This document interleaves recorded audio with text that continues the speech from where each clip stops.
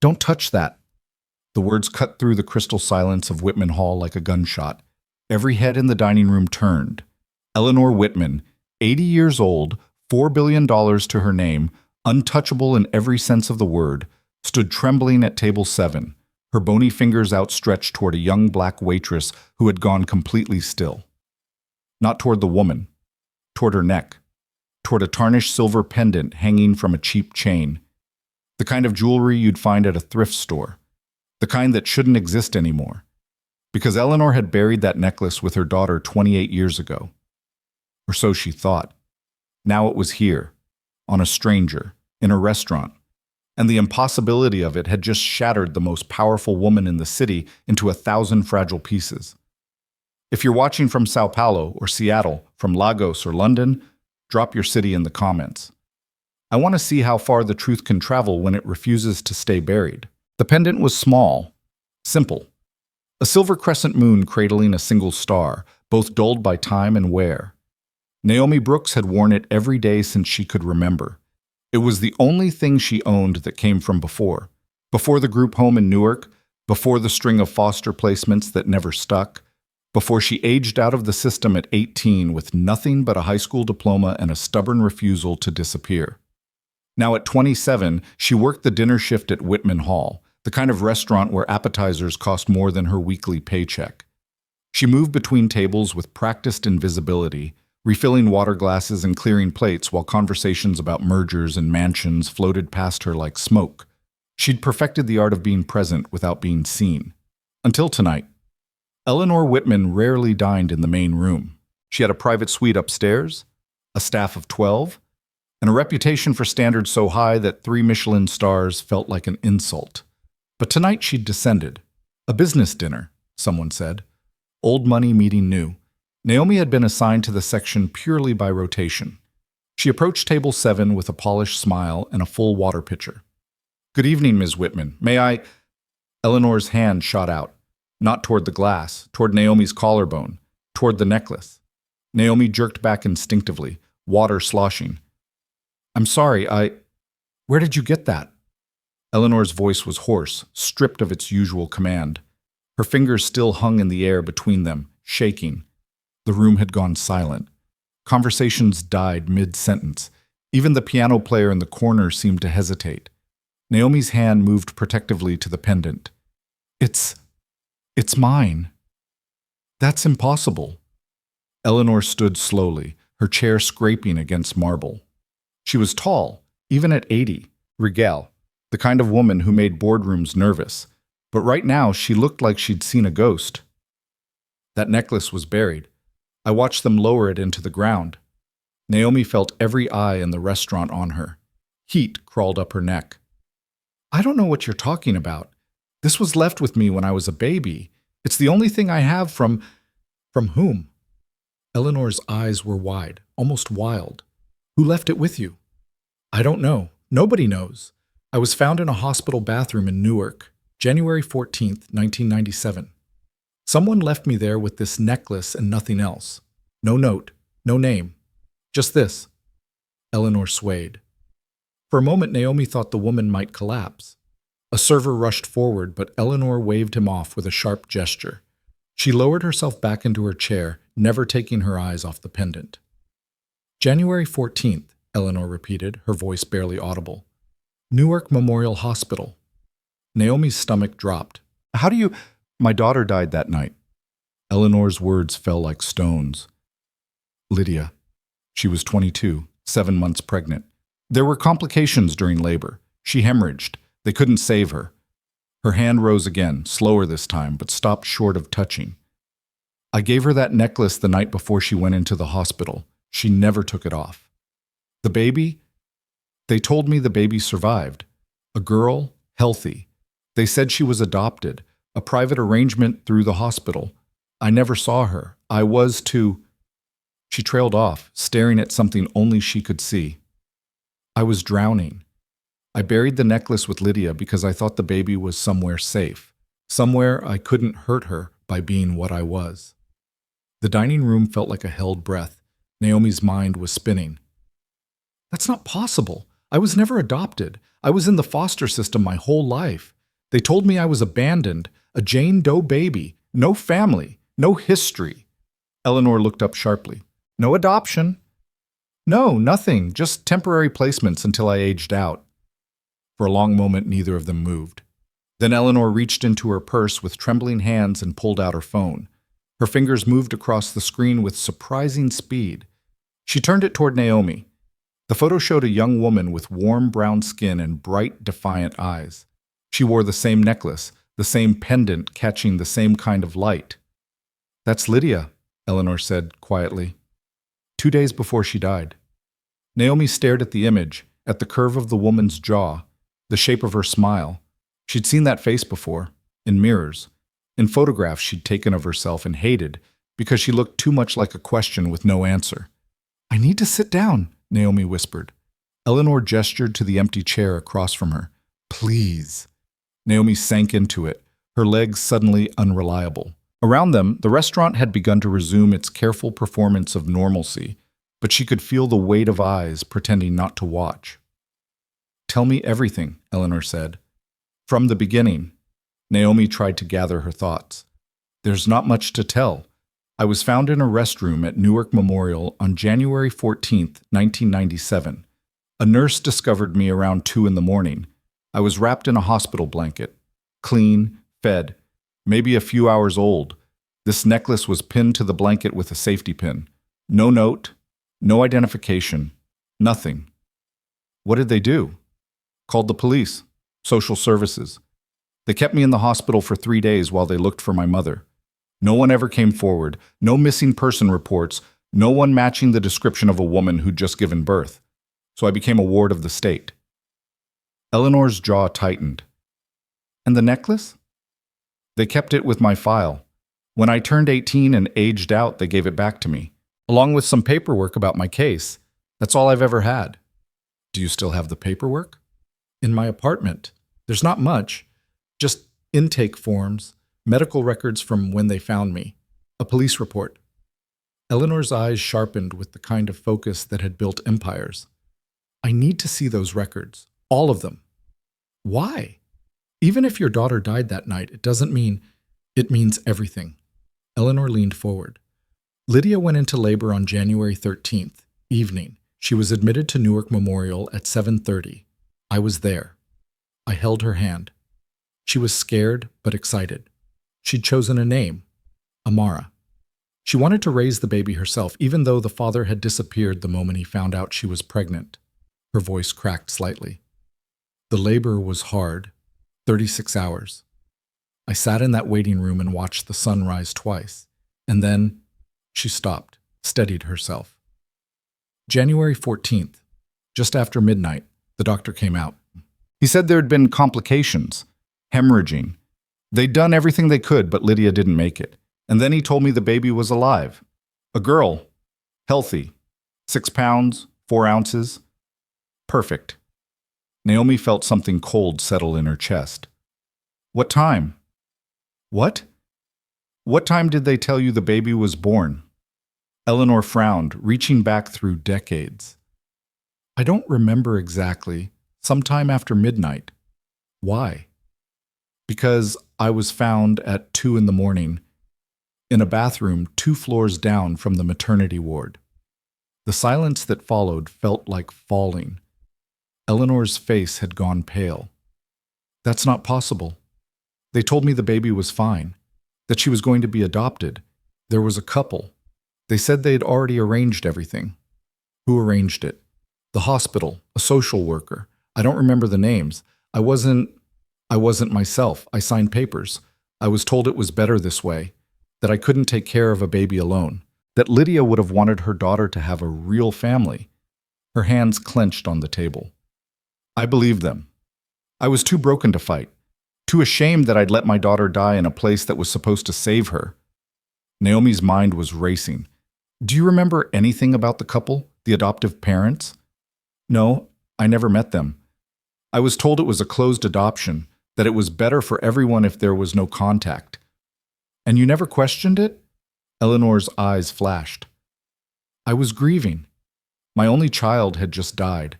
I was told her baby was safe and loved. What was I supposed to do? Tear apart a family because I wanted to ease my own guilt? The words hung between them, sharp with decades of regret. Naomi took a breath. I'm not blaming you. I'm trying to understand. Because if what you're saying is true, then someone lied. Someone took a baby from the maternity ward and left her in a bathroom. Someone made sure there was no connection between you and me. Why would anyone do that? I don't know, but I think we need to find out. Eleanor met her eyes. For a moment, the billionaire veneer cracked completely, and Naomi saw something raw underneath. Hope. Terrified, fragile hope. You think you're her, Eleanor said quietly. You think you're Amara. I don't know what I think, but the dates match. The hospital matches. And this?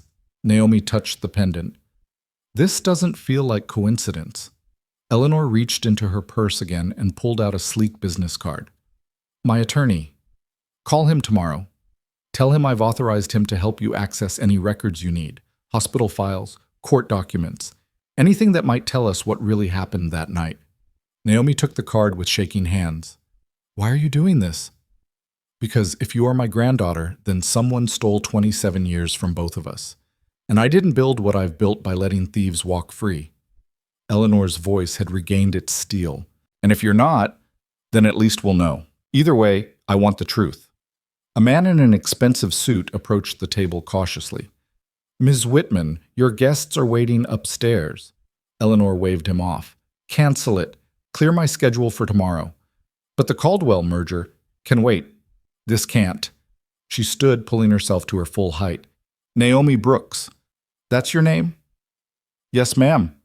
Give me your phone number. I'll have my driver collect you at 8 tomorrow morning. We're going to Newark Memorial, and we're going to find out exactly what happened the night my daughter died. Naomi's manager had materialized at the edge of the table, looking anxious. Miss Brooks, you're needed in the kitchen. But Eleanor's gaze pinned him in place. Ms. Brooks is taking a leave of absence, effective immediately, paid. Thomas, see to it. Thomas Reed had been managing Whitman Hall for 7 years. He was 45, precise, and prided himself on never showing emotion. But something flickered across his face now, something that might have been alarm. A leave of absence? He repeated carefully. Is there a problem? Eleanor's tone could have cut glass. No, ma'am. Of course not. I'll have HR process the paperwork. Tonight. Tonight. Yes, ma'am. Eleanor turned back to Naomi. 8 a.m. Don't be late. Then she swept toward the elevator, leaving Naomi sitting at table 7 with a business card in one hand and a necklace that had just rewritten her entire history burning against her skin. Thomas approached slowly. You should get back to work. She just gave me leave. Effective tomorrow. You still have tables. Naomi stood, her legs still unsteady. What just happened? Thomas's expression was perfectly neutral. I have no idea, but I suggest you be very careful. Eleanor Whitman is not someone you want to disappoint. There was something in his voice, a warning, or maybe a threat. Naomi met his eyes. I'll keep that in mind. She walked back toward the kitchen, feeling his gaze follow her every step. Mem. The apartment Naomi rented was small and clean and filled with secondhand furniture that had probably been nice once. She lived in a neighborhood where people minded their own business and locked their doors at night. It wasn't much, but it was hers. She sat on her bed at midnight with a cardboard box in her lap. The box contained everything the state had given her when she aged out: immunization records, school transcripts, a copy of her birth certificate that listed her name as Jane Doe and her parents as unknown. And beneath all of that, sealed in a plastic bag, the original police report from January 14, 1997. She'd read it 100 times over the years, always hoping for something new, some details she'd missed that would explain where she came from. Now she read it again with different eyes. Newark Police Department, Incident Report. Date, January 14, 1997. Time, 0217. Location, Newark Memorial Hospital, 2nd floor. Women's restroom. Incident type, abandoned infant. infant. Reporting officer, Detective Maria Santos. Summary. At approximately 02:15, hospital staff member Jennifer Chen discovered a female infant, approx. 2 to 4 hours old, in the second-floor women's restroom. Infant was wrapped in hospital-issue thermal blanket and appeared clean and in good health. A silver necklace, crescent moon pendant, was pinned to blanket with safety pin. No identification. No note. Infant transported to pediatric ward for examination. Dr. Raymond Park confirmed infant healthy, full term, no signs of distress or neglect. Umbilical cord recently cut, professional medical care indicated. Hospital security reviewed footage. No suspicious activity recorded in second-floor corridor between 01 to 15. Maternity ward reported no missing infants. No patients discharged between midnight and 03 o'clock. Social services notified. Infant placed in emergency custody. Investigation ongoing. Naomi's finger traced the words. No suspicious activity. How is that possible? Someone had to have brought her there. Someone had to have been caught on camera. Unless they knew where the cameras were, unless they had access. Her phone buzzed. Unknown number. She answered cautiously. Hello? Ms. Brooks. This is Marcus Webb, Ms. Whitman's attorney. She asked me to call. I've begun the process of accessing the hospital records from January 1997. It may take a few days, but I have contacts who can expedite things. Thank you. She also asked me to arrange a DNA test. There's a lab that can process results in 48 hours. Are you comfortable with that? Naomi's throat tightened. Yes? Good. The driver will bring you there first thing tomorrow. After that, you and Ms. Whitman will meet with a private investigator I've retained. He specializes in cold cases. This is moving very fast. Ms. Whitman doesn't believe in wasting time. Neither do I. His voice softened slightly. For what it's worth, I've worked for Eleanor for 20 years. I've never seen her like this. Whatever happened tonight, it matters to her. It matters to me too. Then we'll find the truth, one way or another. He hung up. Naomi sat in the silence of her apartment, holding a police report that suddenly felt full of holes. She thought about Eleanor's face when she saw the necklace, the shock, the grief, the impossible hope. She thought about Thomas Reed's warning, be careful. And she thought about a young woman named Lydia who had died 27 years ago, leaving behind a baby that supposedly went to a loving family. A baby who'd actually been found alone in a bathroom, wrapped in a hospital blanket, like someone had been trying to hide her. Naomi looked down at the necklace resting against her skin. The tarnished silver caught the lamplight. Who left you with me? She wondered. And why did they want me to disappear? The black Mercedes arrived at 7:55 a.m. Naomi was ready. She'd barely slept. The driver was professional and silent. He opened the door, waited for her to slide into the leather interior, and pulled smoothly into traffic. The city slid past the tinted windows. Naomi watched Newark give way to the cleaner streets of Eleanor's world. They didn't go to a hospital. They went to a private medical building in downtown Manhattan, all glass and steel and quiet money, the kind of place where discretion was part of the service. Eleanor was waiting in a third-floor suite that looked more like a luxury hotel than a lab. She wore a charcoal suit that probably cost more than Naomi's annual rent, but her eyes were red-rimmed. You came, Eleanor said, as if there'd been any doubt. You thought I wouldn't? I thought you might have decided this was insane. Naomi smiled faintly. I did. I came anyway. A technician in scrubs appeared with sample kits. The process was quick and clinical. Cheek swabs, consent forms, paperwork promising results within 48 hours. When it was done, Eleanor led Naomi to a sitting area with coffee and pastries that neither of them touched. I didn't sleep, Eleanor admitted. I kept thinking about that night, trying to remember details, faces. I was so lost in grief I barely registered the people around me. Tell me what you do remember. Eleanor closed her eyes. Lydia was in labor for so long. They kept saying everything was fine, textbook, they said.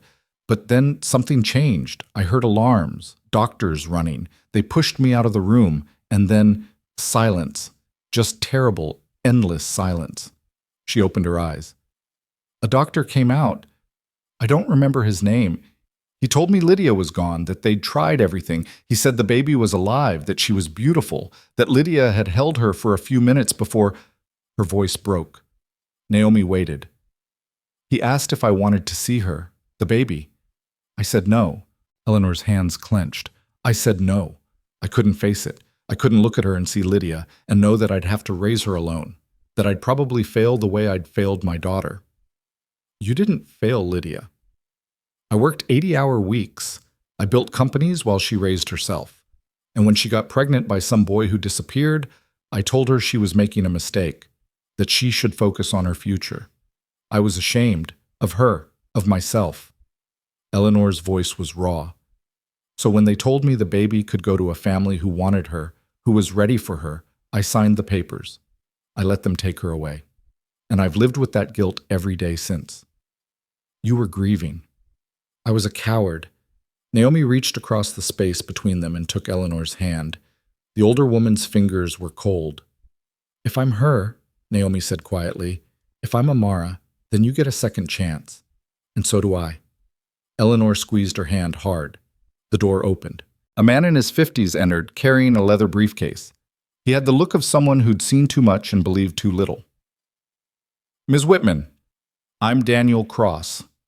Eleanor composed herself instantly, releasing Naomi's hand and standing. Mr. Cross, thank you for coming on such short notice. Your attorney was very persuasive. Cross set his briefcase on the table and pulled out a tablet. I understand you want me to investigate a potential illegal adoption from 1997. Or a kidnapping, Eleanor said flatly. We're not sure which.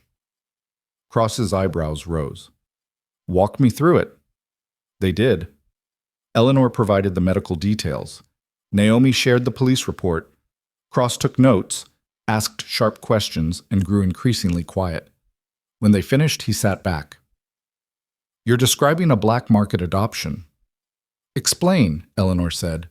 In the 90s, there was a network operating out of several East Coast hospitals, targeting vulnerable mothers, women in crisis, drug addicts, teenagers. Sometimes they convinced the mothers to give up their babies willingly.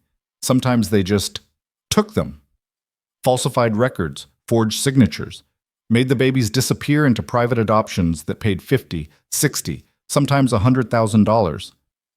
Naomi felt sick. Most of the network was dismantled in 2003, Cross continued. Federal investigation, several arrests. But there were always rumors that some pieces of it survived, went deeper underground. Eleanor's face had gone pale. Lydia wasn't vulnerable. She was my daughter. But she died, Cross said gently, which meant the baby was an orphan, no mother to ask questions. And if the grandmother was grief-stricken, not thinking clearly, he let the implication hang. Someone saw an opportunity, Naomi finished. Possibly. If we can access the hospital records from that night, we can start tracing who had access to the maternity ward, who handled the paperwork, who might have had the authority to move a newborn without raising alarms. Eleanor stood. I want names. Everyone who was working that night, doctors, nurses, orderlies, social workers, everyone. That's going to take time. You have 72 hours. Cross smiled slightly. You're serious? Deadly. Then I'll need access to your daughter's medical files. And I'll need Ms. Brooks' permission to dig into her foster records. You have it, Naomi said immediately. Cross nodded. I'll start with the hospital. Newark Memorial keeps records going back decades. If someone altered files or forged documents, there might be digital footprints, inconsistencies. He looked at Naomi. How much do you remember about your first foster placement? Not much. I was a baby. I have files from the state, but they're pretty basic. Names of families, dates. I'll need those too. Sometimes the people who facilitate illegal adoptions also work the foster system. It's a way to cover tracks. Make a baby disappear into the system instead of into a private home. Eleanor moved to the window, her silhouette sharp against the morning light. If someone took my granddaughter and threw her into foster care to cover their crime, I want them destroyed. Ms. Whitman, Cross said carefully, if this is what it looks like, we're talking about conspiracy, fraud, possibly kidnapping. The people involved won't go down easy. I don't care. They might come after you, after Ms. Brooks. Eleanor turned. Let them try. The room went quiet. Cross gathered his things. I'll be in touch within 48 hours. In the meantime, both of you should be careful. Don't talk to anyone about this. Don't trust anyone at Newark Memorial if you go back there. And he hesitated. Prepare yourselves. Sometimes the truth is worse than the mystery. When he left, Naomi and Eleanor sat in silence. Are you scared? Eleanor asked. Terrified. Good, so am I. Eleanor stood. Come on, I'm taking you to lunch. Somewhere far away from Whitman Hall. I should probably go home. Absolutely not. You're unemployed and possibly my granddaughter. That means you're having lunch with me, whether you like it or not. Despite everything, Naomi smiled. They ate at a small French bistro where Eleanor was clearly a regular, but no one made a fuss. The food was excellent. The conversation was careful. They talked about everything except the thing that mattered most. Eleanor asked about Naomi's life. The foster homes, the schools, the job she'd worked to pay for night classes at community college. Naomi asked about Lydia, what she was like, what she loved. She wanted to be a painter, Eleanor said, her voice soft. She was talented, really talented, but I pushed her toward business school, told her art wasn't practical. She looked down at her wine glass.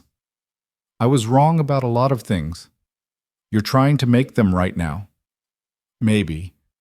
Or maybe I'm just a selfish old woman who wants a second chance she doesn't deserve. Maybe you're both, Naomi said, and maybe that's okay. Eleanor met her eyes. You're kind. Lydia was kind too. It got her hurt. What do you mean? The boy who got her pregnant. Lydia thought he loved her, believed him when he said they'd figure it out together, and then he vanished the moment things got complicated. Eleanor's jaw tightened. I never found out who he was. Lydia wouldn't tell me, said it didn't matter, that she'd raise the baby alone. Did you try to find him? After she died? Yes, but there was nothing to go on. No name, no photos. Lydia had erased him completely. Eleanor's eyes went distant. Sometimes I wonder if he even knew she died. If he's out there somewhere, living his life, not knowing he had a daughter. Naomi touched the pendant at her throat. If I'm her, do you want to find him? Eleanor considered. I don't know. Part of me wants to make him pay for abandoning Lydia, but another part, she trailed off. Another part what? Another part wonders if he was involved, if he knew what was going to happen that night. The words dropped like ice into Naomi's stomach. You think he was part of it? The adoption scheme? I think if someone was going to steal a baby, having the father disappear beforehand would make it easier. No one to ask questions, no paternity issues. Eleanor's voice was hard. I think 27 years is a long time to hide, and I think if he's out there, Mr. Cross will find him. They finished lunch in heavy silence. The driver took Naomi home in the late afternoon. Eleanor promised to call the moment she heard anything. Naomi climbed the 3 flights to her apartment and locked the door behind her. She was exhausted, but sleep felt impossible. She opened her laptop and started searching. Newark Memorial Hospital, 1997. Illegal adoption. Baby trafficking. The results were sparse. A few news articles from 2003 about the federal investigation Cross had mentioned. Names she didn't recognize. Convictions. Prison sentences. But nothing about 1997. Nothing about January 14th. She tried different searches. Lydia Whitman obituary. That brought up a short death notice. No details, just the date and a request for privacy. She searched Eleanor's name. Hundreds of results, business articles, philanthropy, the building of a fortune, but nothing personal. Nothing about a daughter. Naomi closed the laptop and pulled out the police report again. Dr. Raymond Park confirmed infant healthy. She grabbed her phone and searched for him. Found a LinkedIn profile. Retired now. Living in Florida.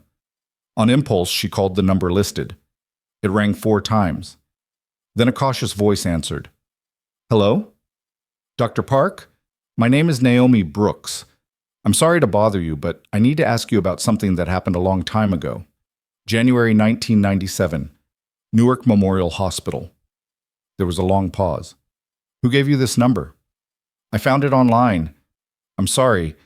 I know this is strange, but I think you examined me the night I was found in the hospital. I was the abandoned baby. Another pause. Longer this time. I don't think I should talk about this. Please. I'm trying to find out what happened to me, who I am. You should talk to the hospital.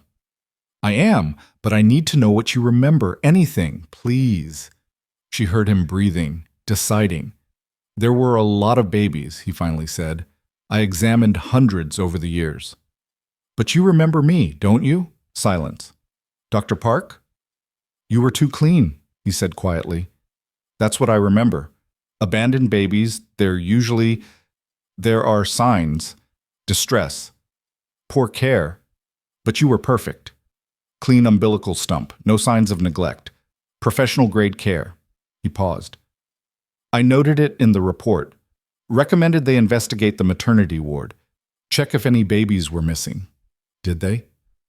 I don't know. I wasn't part of that investigation, but a few days later, a hospital administrator called me, told me to keep my suspicions to myself, that I was mistaken, that they'd reviewed everything and there was no indication of foul play. Who was the administrator? I don't remember the name. It was 27 years ago. But you remember being told to stay quiet. Yes. His voice was tight. I remember that. Why didn't you push back? Because I was a resident. Because I had student loans and a family to feed. Because when powerful people tell you to shut up and go away, you listen. He took a shaky breath. I'm sorry. I should have fought harder. I've thought about that baby for years. Wondered what happened to her. I ended up in foster care. I aged out at 18. I've been on my own ever since. The sound he made might have been a sob or a laugh. She couldn't tell. I'm sorry, he said again. I'm so sorry. It's not your fault. It is. I knew something was wrong and I let them bury it. Who's them? Naomi pressed. Who told you to stay quiet? I told you I don't remember. Please, I need a name, anything. She heard papers rustling, a drawer opening. I kept notes, Dr. Park said finally. Personal files.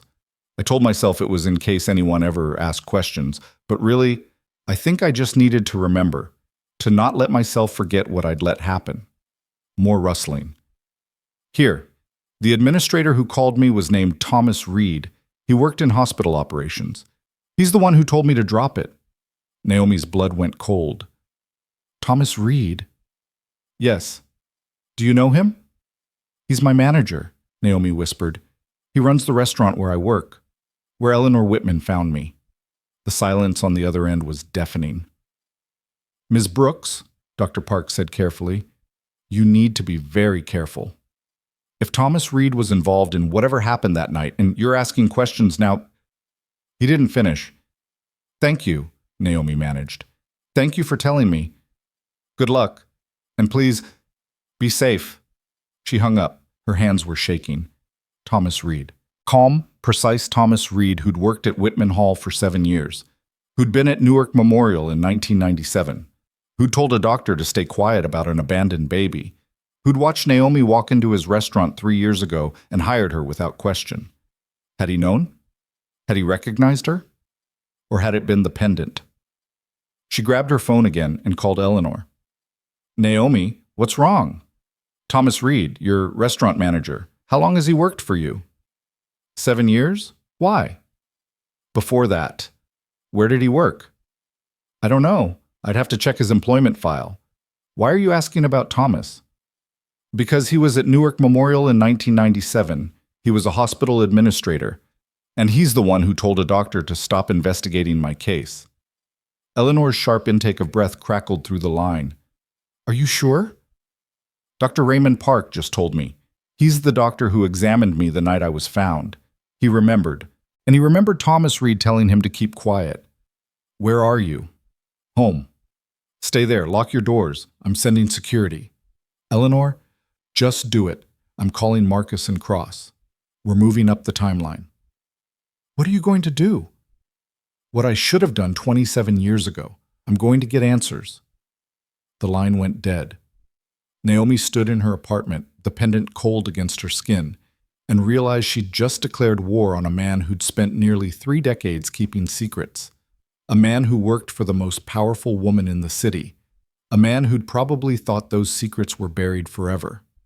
Until a waitress wearing the wrong necklace had walked into his restaurant and blown his entire world apart. The security team arrived within 20 minutes. 2 men in dark suits who looked like they could stop a truck with their bare hands. They introduced themselves as Ryan and Marcus, swept her apartment with practiced efficiency, and positioned themselves outside her door like sentries. Naomi sat on her couch, still holding her phone, still trying to process what she'd just learned. Thomas Reed, the man who'd smiled politely when she'd asked for time off for her college classes, who'd approved her raise last year, who'd stood 3 feet away from Eleanor Whitman last night and shown nothing but calm professionalism while his entire past was about to detonate. Her phone buzzed. Eleanor. I've pulled Thomas's employment file, Eleanor said without preamble. He worked at Newark Memorial from 1995 to 1999.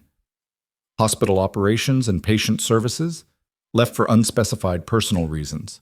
There's a gap in his employment history after that. 3 years. Then he resurfaces working restaurant management in Atlantic City.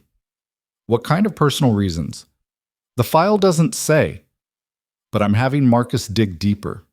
Cross is already on his way to Newark to pull hospital records from that period. We're going to find out exactly what Thomas Reed was doing the night Lydia died. He hired me, Naomi said, 3 years ago. He interviewed me personally. What if he recognized me? What if he's been watching me this whole time? Then he's made a critical mistake because now we're watching him. Where is he now? At the restaurant. I haven't confronted him yet. I want the evidence first. I want him to have nowhere to run when I ask him what he did. Naomi heard the rage beneath Eleanor's controlled tone. What if he runs anyway? What if he disappears before we can prove anything? He won't. I own his apartment building. I have copies of his passport. I know every bank account he has. Thomas Reed isn't going anywhere unless I allow it. Eleanor's voice softened slightly. Are you all right? I know this is... I'm fine. I'm just trying to understand why. Why would he do this? What did he get out of it? Money, Eleanor said flatly. It's always money. Cross said these black market adoptions paid well. If Thomas was facilitating them, he could have made a fortune. But why stay? Why work for you for 7 years? Why take the risk? Eleanor was quiet for a moment. I've been thinking about that.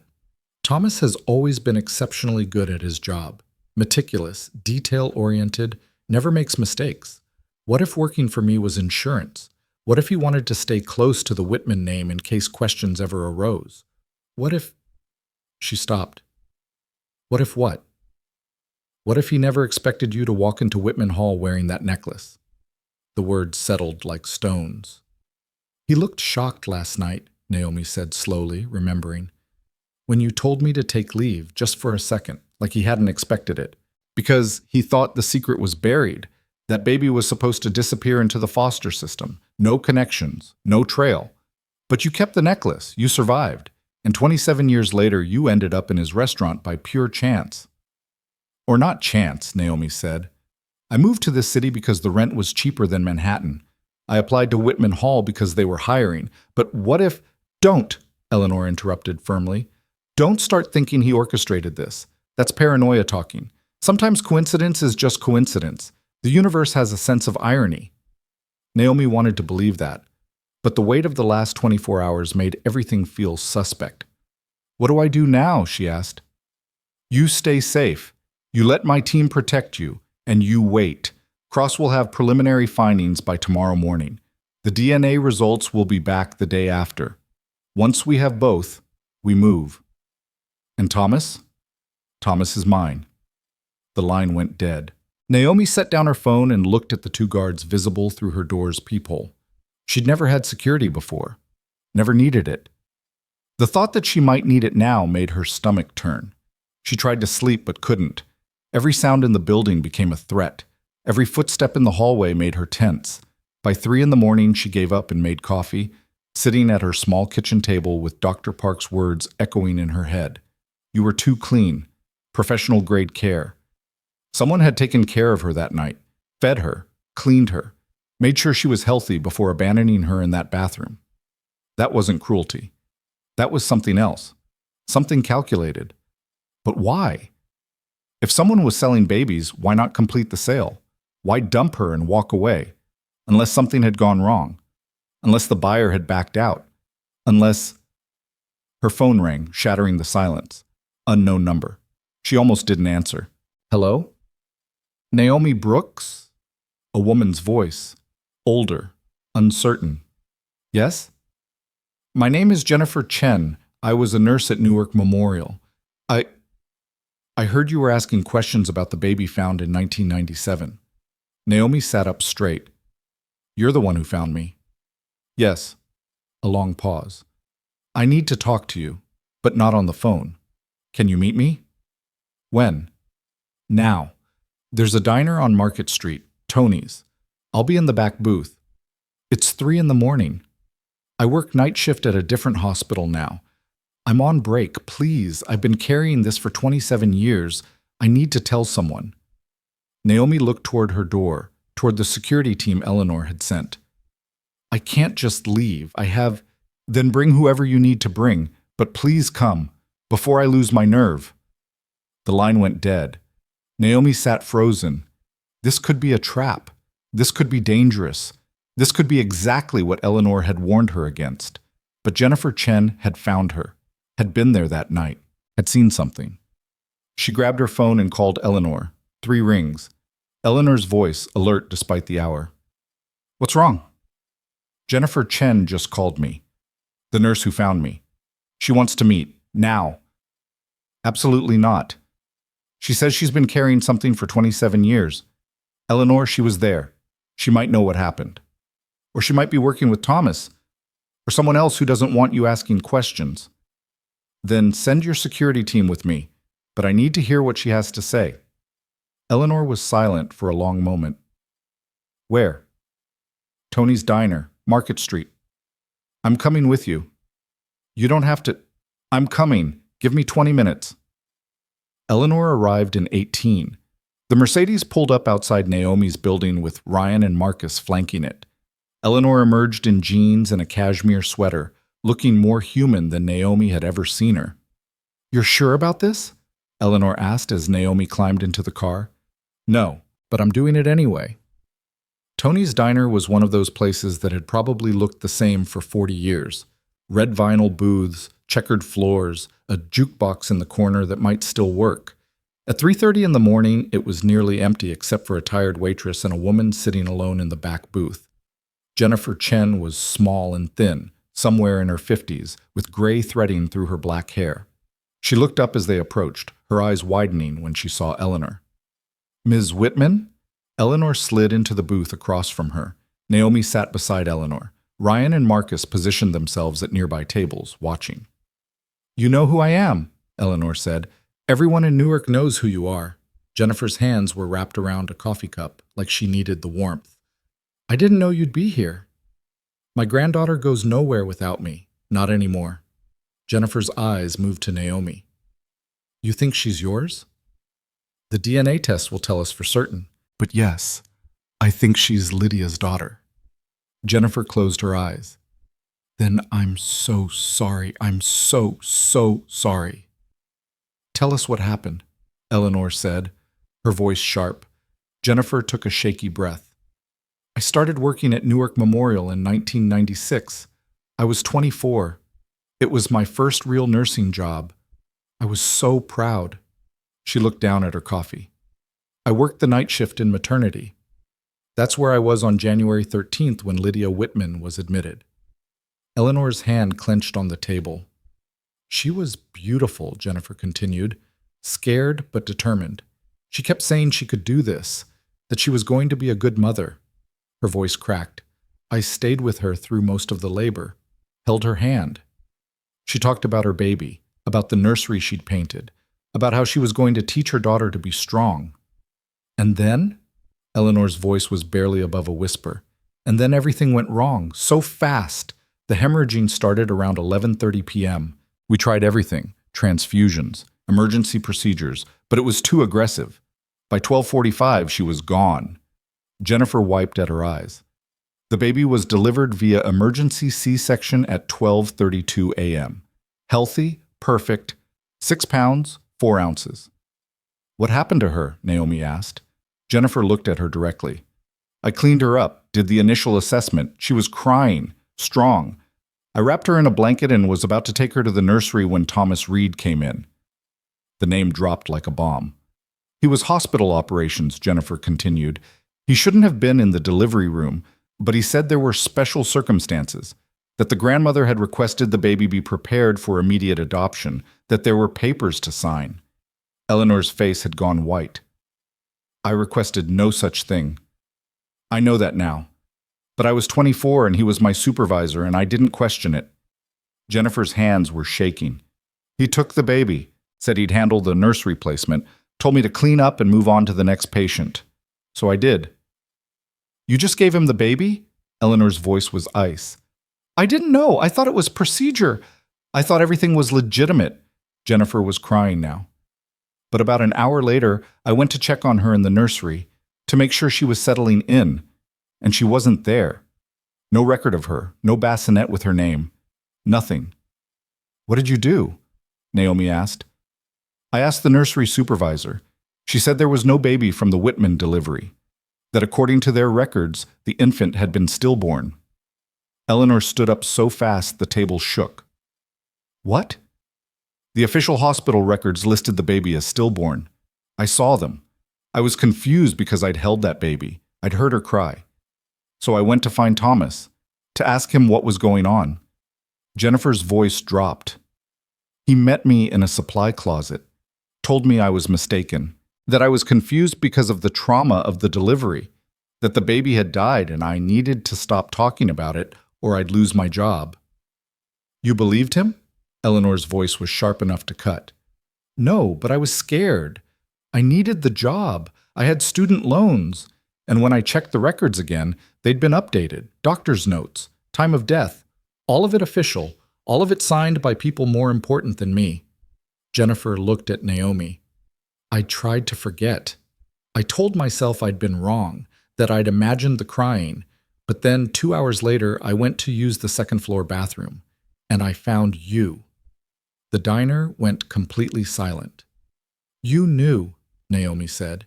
You knew I was Lydia's baby. I suspected. The timing was too perfect. The hospital blanket. The fact that you were exactly the right age. Jennifer's voice broke. I called security immediately, filed the report. But I didn't say anything about the Whitman baby. I was too scared. And by the time I worked up the courage to speak up, there were lawyers involved. The case was closed. You were in state custody, and I was being told to move on. Who told you to move on? Eleanor demanded. Thomas. Hospital administrators, everyone. There was a meeting. I was told in no uncertain terms that if I kept pushing, I'd be fired and blacklisted, that I'd never work as a nurse again. Jennifer looked at Eleanor. I'm not making excuses. I should have fought harder. I should have told you. But I was young and scared, and I convinced myself that maybe the baby really had died, and I'd found a different infant. It was easier than accepting that I'd been part of something horrible. Eleanor sat back down slowly. Did you ever see Thomas with the baby again? No, I avoided him after that. Requested a transfer to a different floor, but he left the hospital a few months later anyway.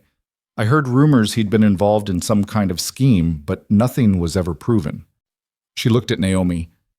When I saw your name in the news today, someone sent me an article about Eleanor Whitman's mysterious new companion. I recognized you from the photo they ran, and I knew I couldn't stay silent anymore. What article? Naomi asked. Eleanor pulled out her phone, typed quickly, and turned the screen toward them. The headline read, Whitman Heiress Mystery, Billionaire, Spotted with Unknown Woman. Below it was a photo of Eleanor and Naomi entering the medical building that morning. The caption speculated about everything from a secret family member to a new business partner. It's already starting, Eleanor said grimly. The media attention. We need to move faster. Jennifer reached across the table and grabbed Naomi's hand. I'm so sorry. I failed you. I failed Lydia. I've lived with that guilt every day. Naomi looked at the woman who'd found her 27 years ago, who'd held that secret until it had eaten her alive. You're telling the truth now. That matters. Will you testify? Eleanor asked. When this goes to court? Yes. Whatever you need. I'll tell them everything. Eleanor stood. Thank you, Ms. Chen. We'll be in touch. They left the diner as dawn began to break over Newark. The city looked gray and tired in the early light. In the car, Eleanor made calls to Marcus Webb, to Daniel Cross, to people Naomi didn't know but who apparently controlled things that mattered. Cross is getting a warrant for the hospital records, Eleanor said as they drove back toward Manhattan. Jennifer Chen's testimony gives us probable cause. We'll have everything by tonight. And Thomas? I'm going to the restaurant. I'm going to sit down with him. And I'm going to watch him lie to my face before I destroy him. I'm coming with you. Absolutely not. He's been watching me for 3 years, Eleanor. I deserve to be there when you confront him. Eleanor studied her. You're not afraid? I'm terrified, but I'm done hiding. Eleanor's expression softened. You're so much like her, like Lydia, that same stubborn courage. Then let me use it. They arrived at Whitman Hall at 9 a.m. The restaurant didn't open until 5, but the staff would be there, prepping for the evening service. Eleanor led Naomi through the back entrance, past the kitchen where cooks were already working, and up to the third-floor offices. Thomas's door was open. He sat at his desk, reviewing paperwork with his usual meticulous attention. He looked up as they entered, and for just a fraction of a second, Naomi saw something flicker across his face. Fear. Ms. Whitman. Ms. Brooks. I wasn't expecting you. Clear your schedule, Thomas. We need to talk. He set down his pen slowly. Of course. Is this about Naomi's leave? I have the paperwork ready. It's about Newark Memorial Hospital, January 1997, and a baby that was supposed to be stillborn but somehow ended up in a second-floor bathroom. The color drained from Thomas's face. I don't know what you're talking about, he said, but his voice had lost its usual steadiness. Eleanor closed the door, locked it. Let me tell you what I know. I know you worked at Newark Memorial during the 90s. I know you were in hospital operations. I know you had access to patient records and the authority to move infants within the facility. She stepped closer to his desk. I know my daughter Lydia died there on January 14, 1997, and that her baby was listed as stillborn even though she was born alive. And I know that baby was found 2 hours later in a bathroom, wrapped in a hospital blanket, with a necklace I'd given to Lydia. Thomas had gone very still. I also know, Eleanor continued, her voice dropping to something deadly, that you told a doctor to stop investigating, that you told a nurse she was mistaken, that you spent 27 years covering up what you did. I didn't do anything, Thomas said, but there was no conviction in it. Then why did you hire Naomi Brooks 3 years ago? Why did a restaurant manager personally interview a waitress with no fine dining experience? Why take that risk unless you needed to keep an eye on her? I hired her because she was qualified. Don't lie to me. Eleanor's hand slammed down on the desk. I have Jennifer Chen ready to testify. I have Dr. Raymond Park's notes. I have hospital records being subpoenaed as we speak. I have enough to bury you 10 times over. So I'm going to ask you once, and only once, what did you do with my granddaughter? Thomas stood slowly. He was tall, composed, but Naomi could see his hands shaking. You can't prove anything. I can prove you were there. I can prove you lied. I can prove you falsified records. That's conspiracy. That's fraud. That's kidnapping. Eleanor's eyes were cold. And when the DNA test comes back, and it will come back proving Naomi is Lydia's daughter, I can prove you stole from me, that you took my family and threw it away like garbage. It wasn't like that, Thomas said, and something in his voice cracked. The room went silent. Then what was it like? Naomi asked quietly. Thomas looked at her, really looked at her. You don't understand. The hospital was corrupt, the whole system. There were doctors, nurses, administrators, all part of it, selling babies to couples who couldn't adopt through legal channels. I was drowning in debt, medical school loans, my mother's cancer treatment. They offered me money. A lot of money. All I had to do was facilitate a few adoptions. Facilitate, Eleanor repeated, her voice dripping with disgust. I didn't hurt anyone. The babies went to good homes, wealthy families who wanted children, who would give them everything, except their real families, Naomi cut in, except the truth. Thomas's face twisted.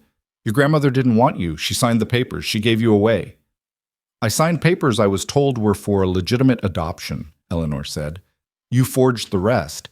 You made my granddaughter disappear and pocketed $50,000 or whatever they paid you. 75, Thomas said quietly.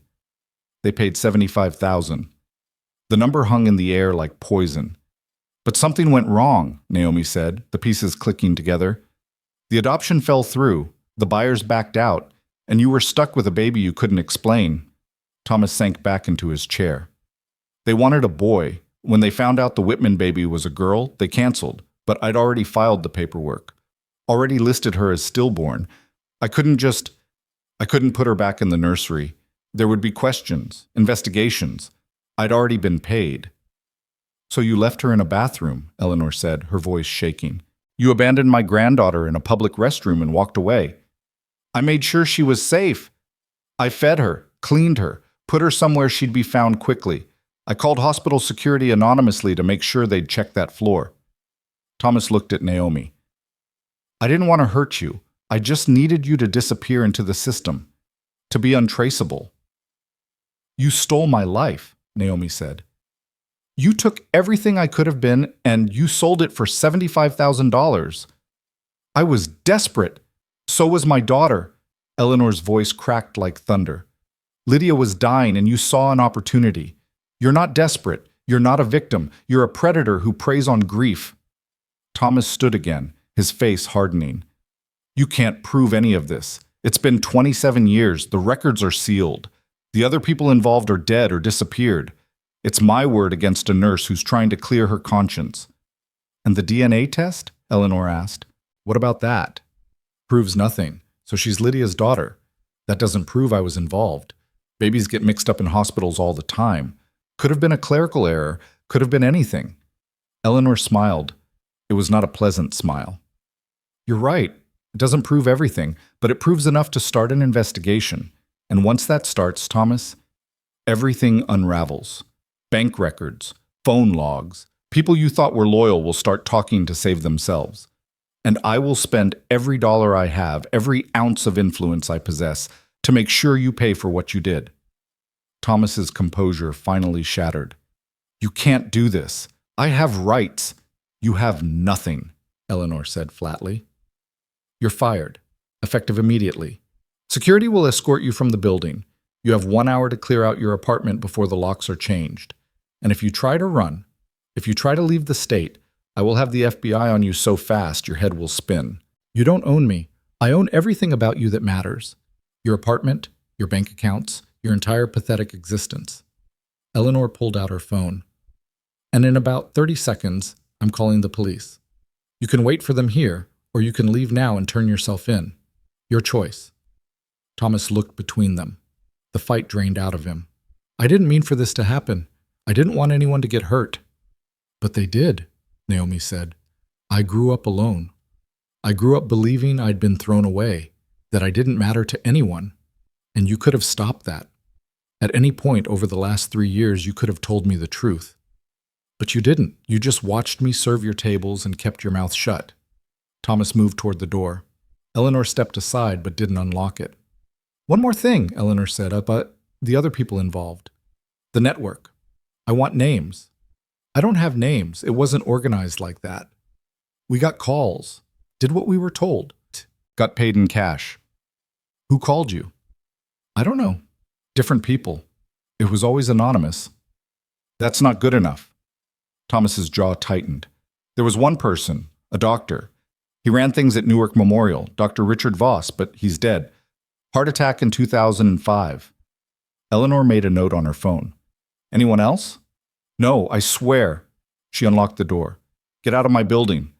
Thomas fled. The moment he was gone, Eleanor's legs seemed to give out. She caught herself on the desk, breathing hard.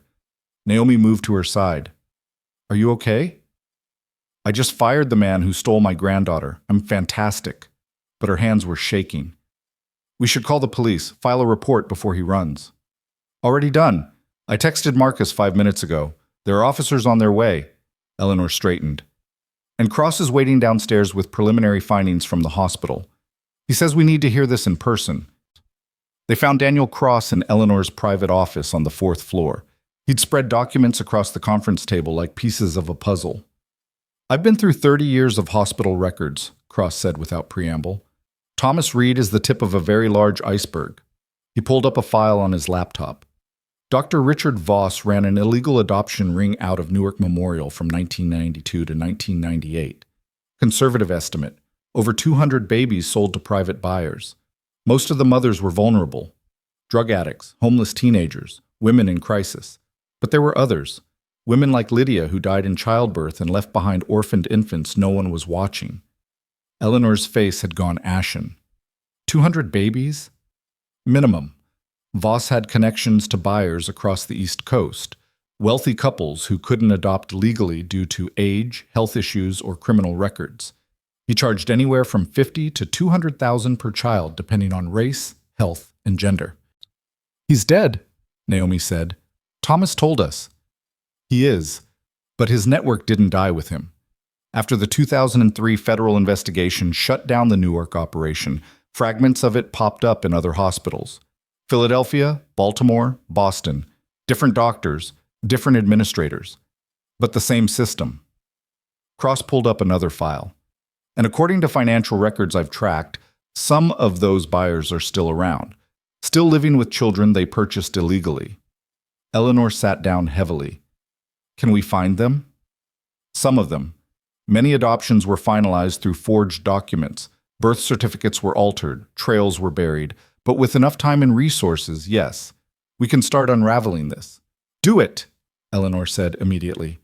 "Whatever it costs. Find every baby that was stolen. Find every family that was destroyed. I want justice." Cross nodded.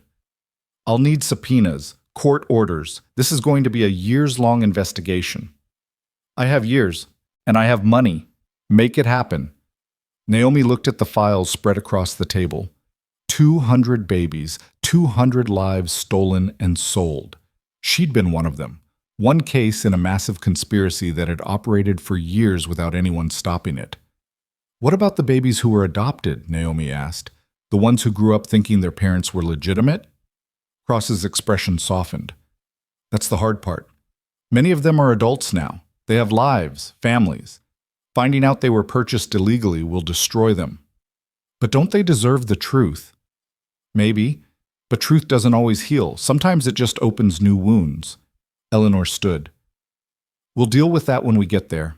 Right now, I want Thomas Reed in custody. I want every person involved in this network identified, and I want the world to know what happened." "The media is going to have a field day with this," Cross warned. "Eleanor Whitman's secret granddaughter. A decades-old conspiracy. It's going to be everywhere." "Good.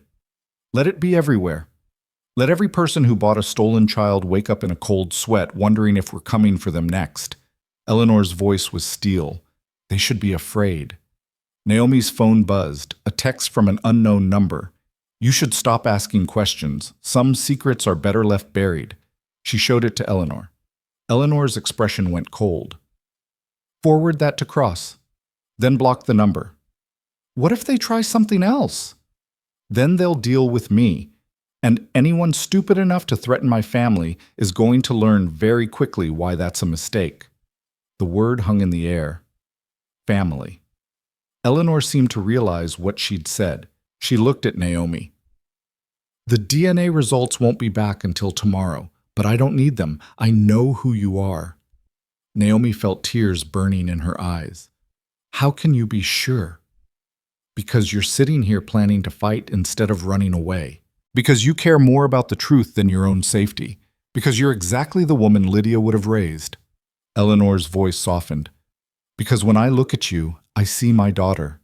And I'm not losing you again." Naomi crossed the space between them and pulled Eleanor into a hug.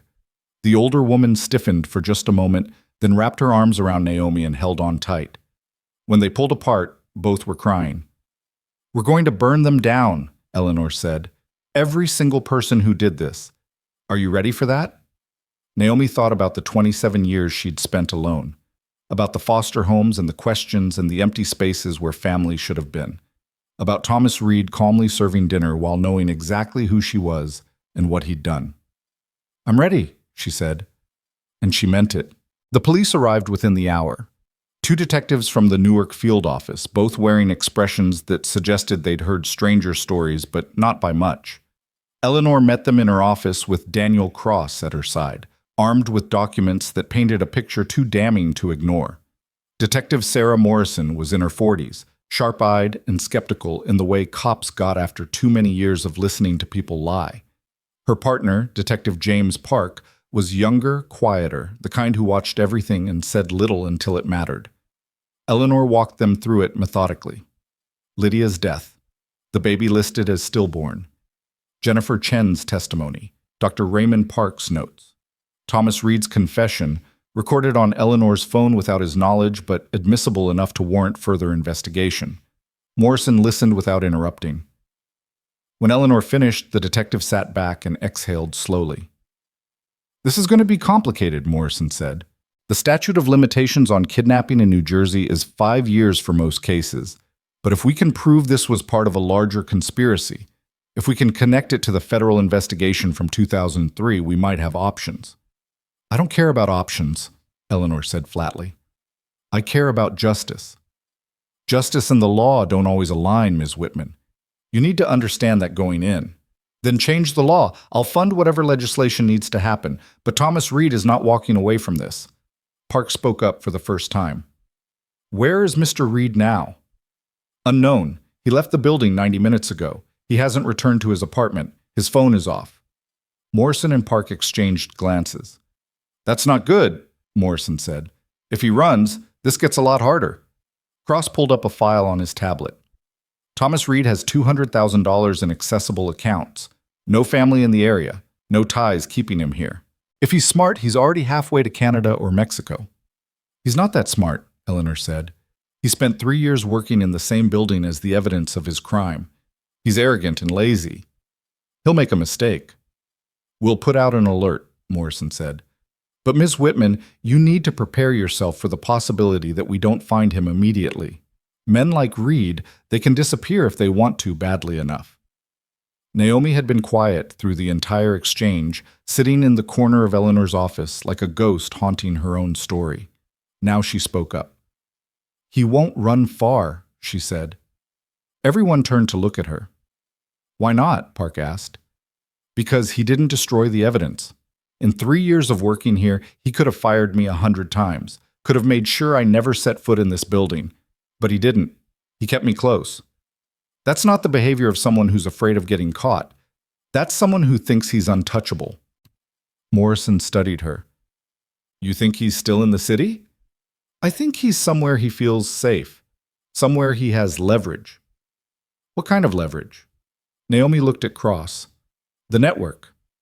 He said Dr. Voss ran things, but there were others. What if Thomas kept records, insurance in case things went sideways?" Cross's eyes sharpened. "You think he documented the adoptions?" "He's meticulous. You said it yourself, Eleanor. He never makes mistakes. That kind of person keeps backup plans." Eleanor stood abruptly. "His apartment.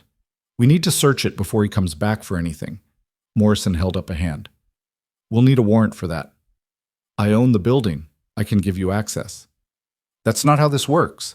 If we search without proper authorization, anything we find gets thrown out in court." Eleanor's jaw tightened. "Then get the warrant, now." "It's Sunday evening. Judges don't work weekends." "I know 3 judges personally. Give me 5 minutes." She pulled out her phone and walked to the window. Naomi watched her make calls with the kind of authority that came from decades of making powerful people do what she wanted. Within 10 minutes, Eleanor had a verbal commitment. Within 30, a judge had signed off on a search warrant and sent it electronically to Morrison's phone. "You're terrifyingly efficient," Morrison said, looking at the document. I'm motivated. There's a difference.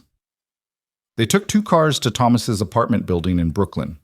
It was a nice building, recently renovated, the kind of place where doormen knew everyone's name and packages never went missing. Eleanor's ownership was evident in the details. The gleaming lobby, the security cameras in every corner, the concierge who jumped to attention the moment Eleanor walked through the door. Ms. Whitman, we weren't expecting you. I need access to Thomas Reed's apartment, Unit 4C. The concierge hesitated. Mr. Reed hasn't returned since this morning. He left around 10:30 with a suitcase. Morrison stepped forward, showing her badge. Did he say where he was going? No, detective, just asked me to hold his mail. For how long? He didn't specify. Morrison looked at Eleanor. That sounds like running to me.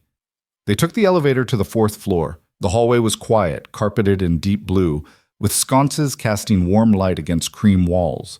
Thomas's apartment was at the end, facing the street. Morrison used the master key the concierge had provided. The apartment was exactly what Naomi expected. Clean, organized, minimal decoration, everything in its place. The living room held a leather couch, a glass coffee table with nothing on it, and a bookshelf arranged by height. The kitchen was spotless. No dishes in the sink, no food left out. He's a neat freak, Park observed, pulling on latex gloves. They spread out. Morrison took the bedroom. Park searched the kitchen. Cross went through the living room. Eleanor and Naomi stood in the entryway, watching. This feels wrong, Naomi said quietly. Being in his space. He invaded your entire life, Eleanor replied. I'd say we're even. Park emerged from the kitchen, shaking his head. Nothing. Not even junk mail. Morrison called from the bedroom. Found something. They crowded into the small bedroom. Morrison stood in front of a closet, holding a metal lockbox. It was hidden behind the water heater in the closet, Morrison said. Locked. We'll need bolt cutters. Cross pulled a small toolkit from his jacket. Allow me. He worked on the lock with practiced efficiency. Within 2 minutes, the box clicked open. Inside were documents, files, photographs, and a ledger. Morrison pulled out the ledger first, flipping through pages of handwritten entries, dates, names, dollar amounts. Her expression grew darker with each page. This is a record of transactions, she said slowly. 53 entries between 1995 and 98, ranging from $40,000 to $180,000. Adoption sales, Cross said. Looks like it. Each entry has a date, an amount, and initials. No full names. Eleanor took the ledger, her hand shaking slightly as she found January 1997. Her finger traced down the page and stopped. January 14th, 1997. $75K. Initials, TR. That's him, Eleanor whispered. That's Naomi. Morrison photographed every page with her phone. This is evidence of conspiracy. Federal crimes. If we can match these initials to actual people, to actual missing children, we can reopen the entire case. Cross was going through the files. He pulled out a folder labeled simply Insurance. Inside were copies of birth certificates, hospital records, photographs of babies, and typed summaries of each transaction, including the names of buyers. He kept everything, Cross said, his voice filled with disbelief. Every illegal adoption he facilitated, every buyer, every dollar. Why would he keep this, Park asked. It's evidence of his own crimes. Insurance, Naomi said. If anyone in the network tried to expose him, he could expose them right back. Mutually assured destruction. Morrison was already on her phone. I need to call the FBI. This is bigger than Newark. These buyers are spread across 6 states. Eleanor took the folder from Cross. She opened it carefully, like it might explode. Inside were faces. Tiny, innocent faces of babies who had no idea they were merchandise. She flipped through slowly until she found a photograph dated January 14th, 1997. The baby in the photo was wrapped in a hospital blanket. Her eyes were closed. She wore a small knit cap. And around her neck, barely visible, was a silver chain. Eleanor's breath caught. That's you, she said, turning the photo toward Naomi. That's you the night you were born. Naomi stared at the image. She'd never seen a photograph of herself as a newborn. The foster system had given her nothing from before. But here she was. hours old, already being prepared for sale like an object. Attached to the photo was a typed summary. Subject: female infant, African American, 6 selbs, 4 O's, healthy mother, deceased, hemorrhage. Father: unknown. Buyer: Caldwell, Connecticut. Price: $75,000. Status: canceled, gender preference not met. Disposition: released to state custody via anonymous placement. The clinical language made Naomi's stomach turn. She wasn't a person. She was a subject, a product that didn't meet specifications. Caldwell, Eleanor said, her voice sharp. I know that name. Cross looked up. Should you? The Caldwell merger, the dinner I canceled last night. Robert Caldwell is one of the wealthiest real estate developers in Connecticut. He's been trying to partner with my company for 2 years. The room went silent. You think he's the buyer? Morrison asked. The timing fits. He and his wife had trouble conceiving. This would have been right around when they started looking into adoption. Eleanor's eyes were ice. And they have a son, 27 years old, who they claim they adopted privately through an agency that conveniently closed in 2002. Park pulled out his phone. What's the son's name? Marcus Caldwell. He works for his father's company. Park typed rapidly, pulled up a photo, showed it to the room. The young man in the image was white, blonde, patrician, everything the Caldwells had probably wanted. They wanted a boy, Naomi said softly, so they rejected me and bought someone else's stolen baby instead. Morrison took the file. I'll need to verify this, but if Robert Caldwell knowingly purchased a child through illegal means, he's facing serious charges: conspiracy, child trafficking. We're talking decades in prison. Do it, Eleanor said. I want everyone involved in this buried. Cross was still going through the files. He pulled out another folder, opened it. His face went pale. Eleanor, you need to see this. He handed her a document. It was a hospital record from Newark Memorial, dated January 13, 1997. Patient: Lydia Whitman. Complications during labor. Emergency procedures authorized. Below that, in handwritten notes: family advised infant deceased. Adoption arrangements finalized per RV approval. RV: Richard Voss. But there was another notation, one that made Eleanor's hands start shaking. Attending physician, Dr. Michael Chen. Eleanor looked up sharply. Chen, Jennifer Chen's last name. Cross nodded grimly. I checked. Dr. Michael Chen was Jennifer's older brother. He was an OB/GYN at Newark Memorial from 1994 to 1999. He was investigated in 2003 as part of the federal probe, but charges were dropped due to insufficient evidence. Where is he now? Dead. Car accident in 2007. Eleanor sat down heavily on Thomas's bed. Jennifer's brother was involved. She must have known. Or suspected, Naomi said. Maybe that's why she was so scared. Why she stayed quiet. She was protecting him. Morrison was already making notes. We'll need to bring Jennifer Chen back in for questioning. If she knew her brother was part of this and didn't report it, she could be charged as an accessory. She came forward, Naomi argued. She told us the truth.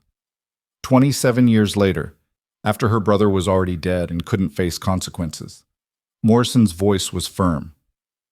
I understand she feels guilty, but guilt doesn't erase complicity. Eleanor stood.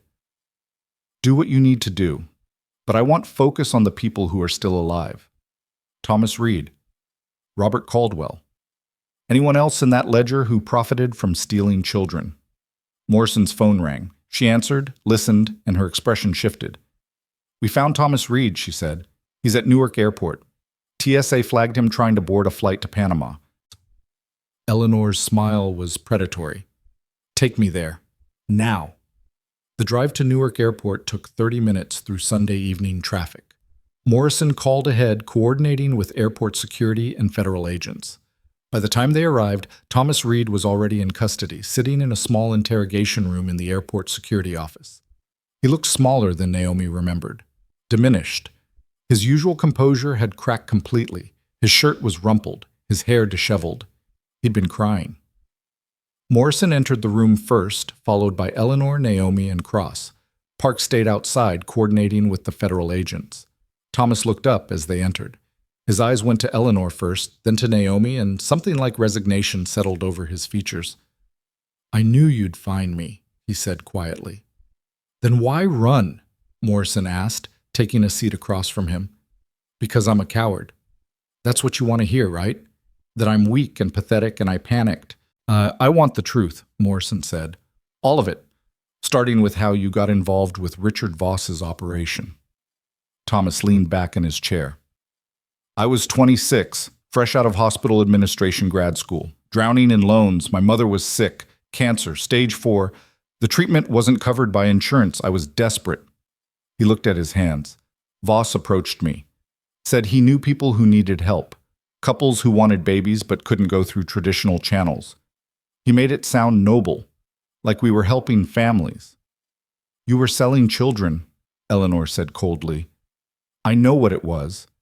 I'm not stupid, but it was also $100,000, enough to pay for my mother's treatment, enough to clear my debts. I told myself one time, just one, and then I'd walk away." "But you didn't," Naomi said. "No, because 1 became 2, 2 became 5, and suddenly I was in too deep to stop. Voss had records, evidence. If I'd tried to back out, he would have destroyed me." Thomas's voice cracked. "So I kept doing it, kept facilitating adoptions, kept telling myself the babies were going to good homes." Morrison slid the ledger across the table. 53 entries, 53 stolen children. "You want to claim you were a victim?" Thomas stared at the ledger. "No, I was a criminal. I was greedy and weak, and I convinced myself the ends justified the means." "Tell me about Lydia Whitman," Eleanor said, her voice tight. Thomas closed his eyes. "She came in on January 13th. Labor complications. I was working the night shift in patient services. I processed her admission, and when I saw the name Whitman, I knew who she was. Everyone in New Jersey knew Eleanor Whitman." "So you saw an opportunity," Eleanor said. "Voss saw an opportunity. He came to me around midnight, said the baby would be a perfect candidate. Mother deceased, no father in the picture, wealthy grandmother who probably wouldn't want the burden. He had buyers already lined up, the Caldwells. They'd been waiting months for the right baby." "And you said yes," Naomi said. Thomas opened his eyes, looking directly at her. "I delivered you to Voss. He examined you, cleaned you up, took photographs. The plan was to hand you off to the Caldwells that night. They were waiting at a hotel in Manhattan. But then they called, said they'd changed their minds. They wanted a boy." "So what did you do?" Morrison pressed. "I panicked. The paperwork was already filed. The death certificate was already signed. I couldn't just put you back in the nursery. Someone would notice. Someone would ask questions." He swallowed hard. "Voss told me to handle it, to make you disappear. So I took you to the second floor. I made sure you were clean, fed, safe, and I left you where I knew you'd be found quickly." "You abandoned her in a bathroom," Eleanor said, her voice shaking with rage. "I didn't know what else to do. I couldn't kill you. I couldn't keep you. I thought if you went into the foster system, at least you'd have a chance. At least you'd be alive." "How generous," Eleanor spat. Morrison leaned forward. "Who else was involved? We have the ledger, but we need names, real names." Thomas hesitated. "You're already facing kidnapping charges," Morrison said. "Conspiracy, child trafficking, you're looking at 20 to 30 years minimum. But if you cooperate, if you give us everyone involved, the DA might consider a deal." "There is no deal that makes this right," Eleanor said. Morrison shot her a warning look. "Ms. Whitman, please." Thomas took a shaky breath. "Dr. Michael Chen was Voss's partner. He handled the medical side, falsifying records, forging death certificates, making babies disappear from the system. Jennifer Chen suspected, but she never reported him. She was too loyal." "Who else?" Morrison demanded. "There was a lawyer, David Brennan. He handled the paperwork on the buyer side. Made the adoptions look legitimate. Created fake agency records. He's still practicing. Manhattan family law." Morrison made a note. "Anyone else?" "Nurses, orderlies, people who looked the other way for cash, but Most of them are gone now, dead, retired, disappeared. Thomas looked at Eleanor. Voss ran a tight operation. He only used people he had leverage over, people who needed money badly enough to compromise. And after Voss died? Cross asked. The network fractured. Some people kept operating independently, smaller scales, different cities. But most of us just stopped, got out, tried to forget. You didn't forget, Naomi said. You hired me. You watched me every day for 3 years. Thomas met her eyes. I recognized you the moment you walked in. You looked exactly like Lydia. Same eyes, same smile. I knew who you had to be. Then why hire me? Why take that risk? Because I thought if I kept you close, if I made sure you were okay, maybe it would balance the scales somehow. Maybe I could convince myself I hadn't completely destroyed your life. His voice broke. I know how pathetic that sounds, but it's the truth. You don't get redemption, Eleanor said quietly. You don't get to feel better about yourself by playing guardian angel. You stole 27 years from my granddaughter. You stole any chance she had at knowing her mother, at growing up loved and safe. And you did it for money. Thomas's face crumpled. I know. I know what I am. I've lived with it every day. Good, Eleanor said. Because you're going to live with it for the rest of your life behind bars. And I'm going to make sure everyone knows what you did. Your name will be synonymous with the worst kind of monster, the kind that preys on grief and sells innocence. Morrison stood. Thomas Reed, you're under arrest for kidnapping, conspiracy to commit child trafficking, fraud, and falsifying government documents. You have the right to remain silent. She continued reading his rights as federal agents entered to take him into custody. Thomas didn't resist. He just sat there, broken, as they cuffed his hands behind his back. As they let him out, he looked back at Naomi one last time. I'm sorry, he said. For whatever it's worth, I'm sorry. Naomi didn't respond. She just watched him disappear down the corridor, flanked by agents. When he was gone, Eleanor turned to Morrison. What happens now? Now we build the case. Use the ledger to track down every buyer, every stolen child. It's going to take time. Years, probably, but we'll do it right. Morrison looked at Naomi. And you'll be called to testify, multiple times. This is going to be public, invasive. Your entire life will be scrutinized. I don't care, Naomi said. If it means stopping this from happening to anyone else, I'll testify 1,000 times. Morrison nodded with something like respect. I believe you will. They left the airport as night settled over Newark. The city lights reflected off the windows of Eleanor's Mercedes as they drove back toward Manhattan. Naomi sat in the back seat next to Eleanor, both of them silent. Your mother would be proud of you, Eleanor finally said. Naomi looked at her. You really think so? I know so. Lydia was a fighter. She stood up for what was right even when it cost her. You have that same strength. Eleanor took her hand. And tomorrow, when the DNA results come back and confirm what we already know, I want you to understand something. What? You're not getting a grandmother. You're getting a partner. Someone who will stand beside you through whatever comes next. The trials, the media circus, the hard questions about what we do with all these other stolen children. Eleanor's grip tightened. I'm not going to try to replace the years we lost. I can't. But I can give you a future where you never have to fight alone again. Naomi felt tears streaming down her face. I've been alone my whole life. I don't know how to be anything else. Then we'll learn together. Eleanor pulled her into an embrace. Because you're my granddaughter. You're Lydia's daughter. And the Whitman women don't give up. We don't back down. And we sure as hell don't let the people who hurt us walk away unpunished. Naomi laughed through her tears. Is that a family motto? It is now. They held each other as the car carried them through the night, two women bound by blood and loss and a determination to make something good from something stolen. The DNA results arrived at 8 a.m. Monday morning. Marcus Webb hand-delivered them to Eleanor's penthouse, where Naomi had spent the night in a guest room that was larger than her entire apartment. Eleanor opened the envelope with steady hands. Read the results, and smiled. 99.97% probability, she said, showing Naomi the paper. You're Amara Whitman, my granddaughter. Lydia's daughter. Naomi stared at the official confirmation. Her name, her real name, printed in black and white. Amara Whitman. It feels strange, she admitted. I've been Naomi Brooks my whole life. Then stay Naomi Brooks, or be Amara Whitman, or be both. Eleanor set down the paper. You get to choose who you are now. That's the gift we're taking back from the people who tried to steal it. Marcus Webb cleared his throat. There's something else you should know. The media has the story. Someone leaked it. Every major outlet is running pieces about the Whitman heir and the illegal adoption scandal. Eleanor's expression hardened. Who leaked it?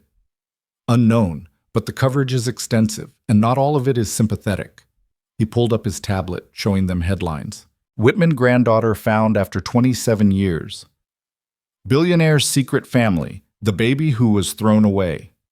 Illegal adoption ring exposed, hundreds of children stolen. Some articles were factual, others were sensational. A few questioned whether Eleanor was exploiting Naomi for publicity. One suggested Naomi was a con artist capitalizing on an old woman's grief. Naomi felt sick reading them. This is going to get worse before it gets better, Webb said gently. I've prepared a statement, but you'll need to decide how public you want to be with this. Eleanor looked at Naomi. What do you want?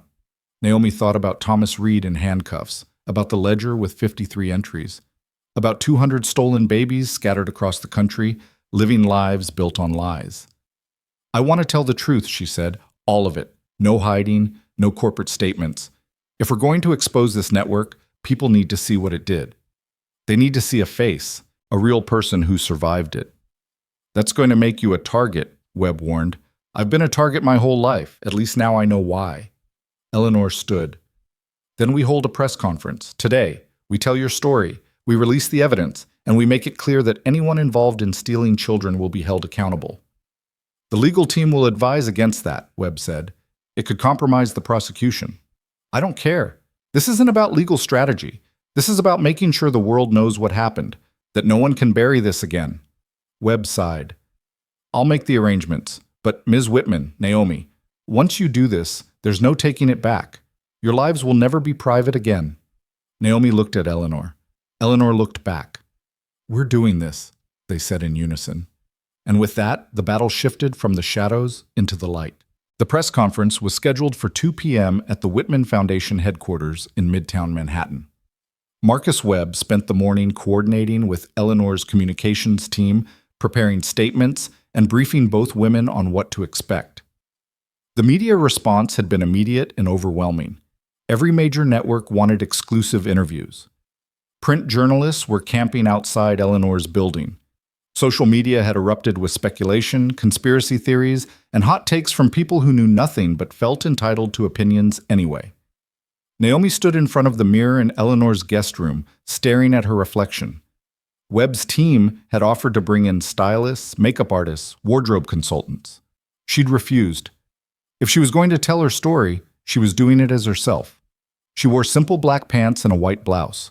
Her hair was pulled back, and around her neck, clearly visible, hung the silver crescent moon pendant that had started everything. Eleanor knocked and entered without waiting for permission.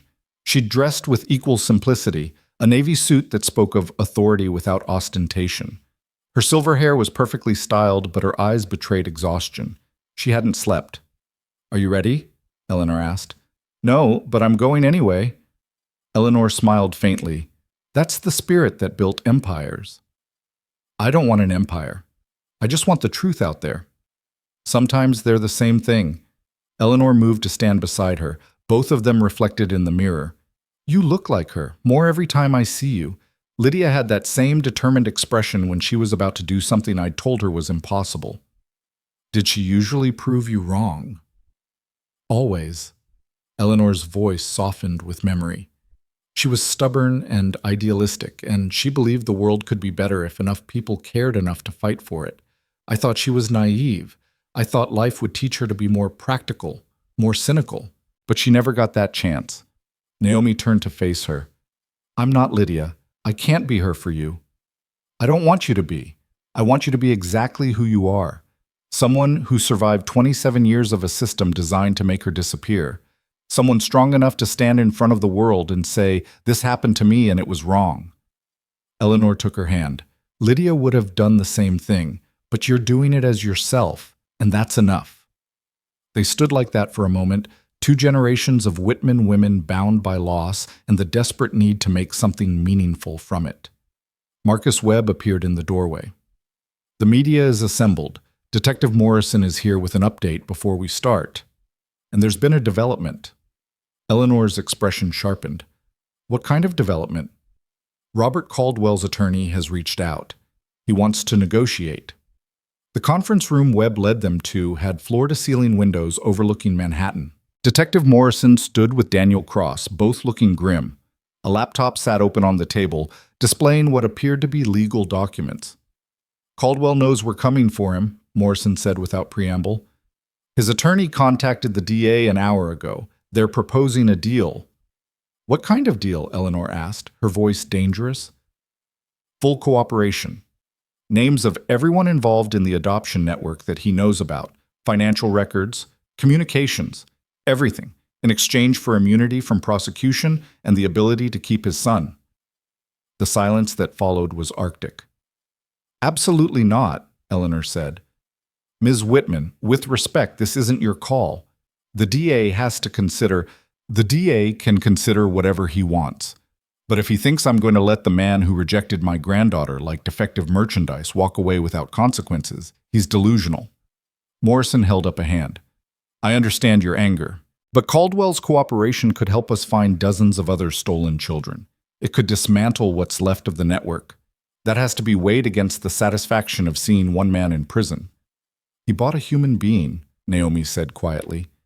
"He paid $75,000 for a baby, and when that baby wasn't the right gender, he sent her back and bought another one. How is that not worth prosecuting?" "Because his son is innocent," Cross said. "Marcus Caldwell is 27 years old. He's built a life thinking his adoption was legitimate. If we prosecute his father, we destroy that life. And he's not the only one. There are potentially hundreds of people who were adopted through this network who have no idea they were stolen." Naomi felt something cold settle in her chest. She'd been so focused on justice for herself that she hadn't fully considered the other victims. The ones who'd ended up in the homes they were sold to, who had parents they loved, siblings, lives they believed were real. "What happens to them?" she asked. "If we expose all this?" "That's the question no one wants to answer," Morrison said. "Some of them will want to know. Will want to find their biological families, but others won't. Some will see this as us destroying their families for no reason except revenge." "It's not revenge," Eleanor said sharply. "It's accountability. To them it'll feel the same." Morrison sat down heavily. "I've been a cop for 20 years.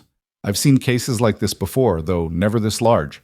And I can tell you from experience, the truth doesn't always heal. Sometimes it just transfers the pain from one person to another." "So what do you suggest?" Eleanor demanded. "We let Caldwell walk? We bury the evidence and pretend none of this happened?" "No, but we're strategic. We prosecute the architects, the doctors, lawyers, administrators who built and ran the network. We go after people like Thomas Reed who facilitated it, knowing exactly what they were doing. But the buyers, many of them were desperate couples who were told they were adopting legally. They paid money, yes, but they believed they were paying adoption fees, not buying stolen property." "Some of them knew," Cross interjected. "The correspondence in Thomas's files makes it clear that certain buyers specifically requested children from vulnerable mothers. They knew those women weren't giving consent willingly." "Then we prosecute those buyers," Morrison said. "We use Caldwell's information to separate the opportunists from the truly desperate. And we give the victims, both the stolen children and the people who unknowingly adopted them, the choice of whether to come forward." Eleanor paced to the windows, staring out at the city. "This isn't justice." "No," Morrison agreed. "It's pragmatism, and sometimes that's the best we can do." Naomi thought about Marcus Caldwell, 27 years old, her age. He'd been bought and paid for just like she had, except his transaction had completed. He'd grown up in wealth and privilege while she'd bounced through foster homes. Was that his fault? Did he deserve to have his entire life revealed as a lie? "I want to meet him," Naomi said. Everyone turned to stare at her. Absolutely not, Eleanor said immediately. Why not? He's the baby the Caldwells bought instead of me. He's living the life I was supposed to have. I want to see him, talk to him, understand what happened. He could be dangerous, Morrison warned. If he knows his father is being investigated, he might what? He's a real estate developer, not a hitman. And he's just as much a victim in this as I am. Maybe more, because he doesn't even know it yet. Cross pulled up a photo on his laptop. Marcus Caldwell smiled from a corporate headshot, all perfect teeth and confident blue eyes. He looked exactly like someone born into wealth, like someone who'd never questioned his place in the world. His father will never allow it, Webb said. Robert Caldwell has lawyers, security. He'll have his son protected the moment he realizes we're coming.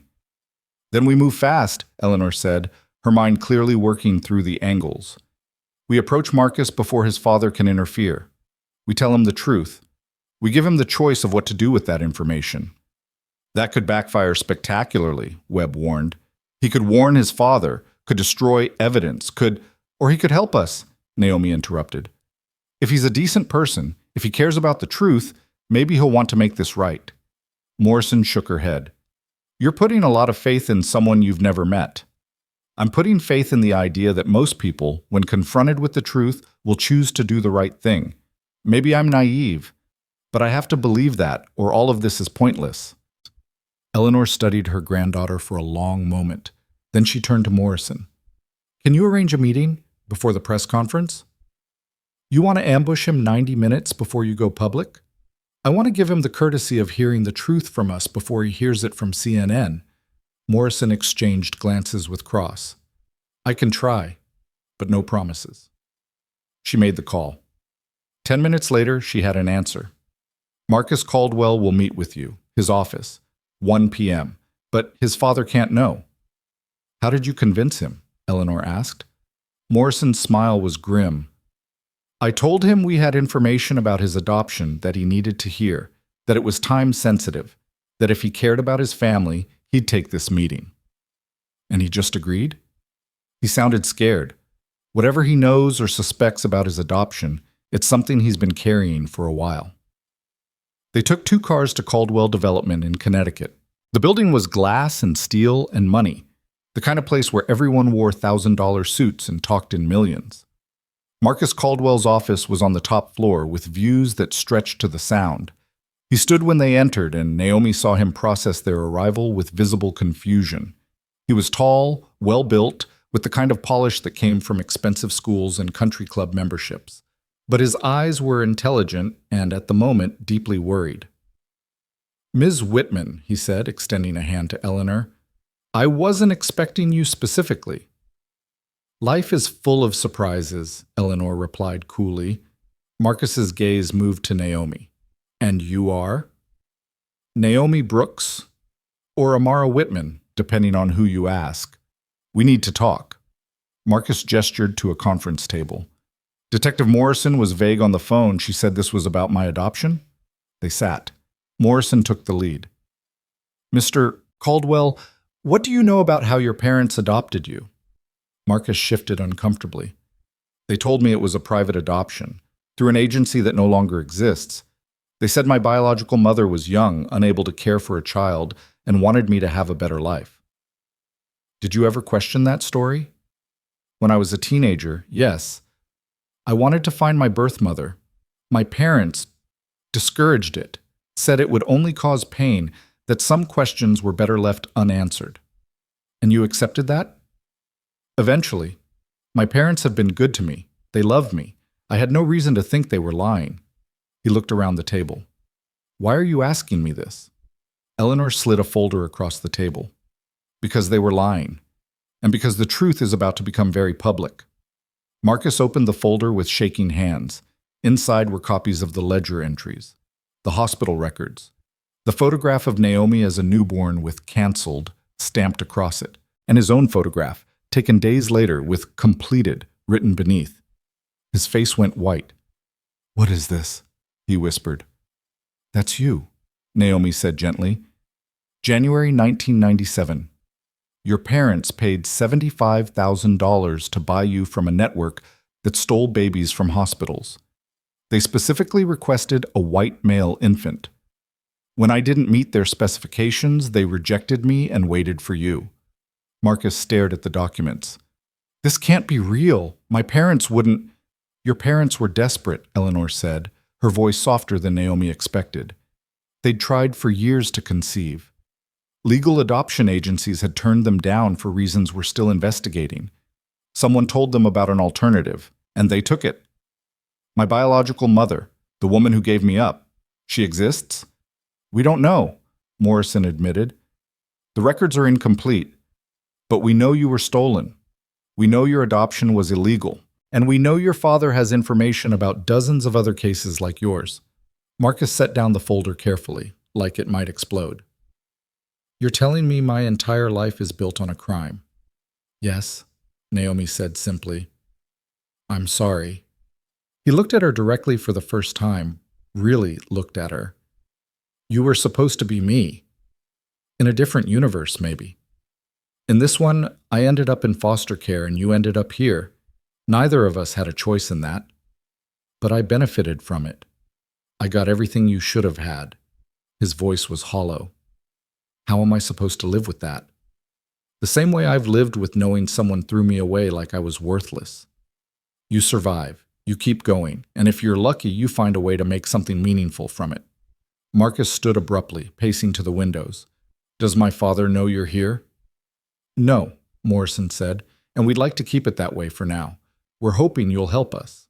"Help you do what? Destroy my family?" "Help us find the truth," Eleanor corrected. "Your father has information about the network that stole you. Names, locations, records of other buyers. If he cooperates, we can find other stolen children. We can reunite families that were torn apart. And if he doesn't cooperate, we prosecute him for conspiracy, child trafficking, and fraud. He goes to prison." Marcus turned back to them. "What about me? If this becomes public, everyone will know I was stolen property. My business relationships, my reputation, everything." "That's not your fault," Naomi said. "But it's my reality. You're asking me to sacrifice everything I've built to help you expose a crime I didn't commit and didn't know about." "No," Naomi said quietly. "I'm asking you to be better than the people who stole us. To be someone who, when confronted with terrible truth, chooses to do something good with it." Marcus laughed bitterly. "You make it sound so simple." "It's not simple. It's the hardest thing in the world. But it's right." He stared at her for a long moment. Then he sank back into his chair. "What do you need from me?" Morrison leaned forward. "Your father's files. Any documents, communications, or records related to your adoption. And we need you to convince him to cooperate. If the offer comes from you, he's more likely to take it. He'll never agree. Cooperating means admitting guilt, means risking everything." "He's already risking everything," Cross said. "We have enough evidence to prosecute with or without his cooperation. The question is whether he wants to be remembered as the monster who fought to protect his own skin, or as the man who helped dismantle a network that destroyed families." "That's not a real choice." "It's the only choice he has left." Marcus looked at Naomi again. "How are you so calm about this? Your entire childhood was stolen. Don't you want revenge?" "I want justice. There's a difference. Revenge would make me feel better for about 5 minutes.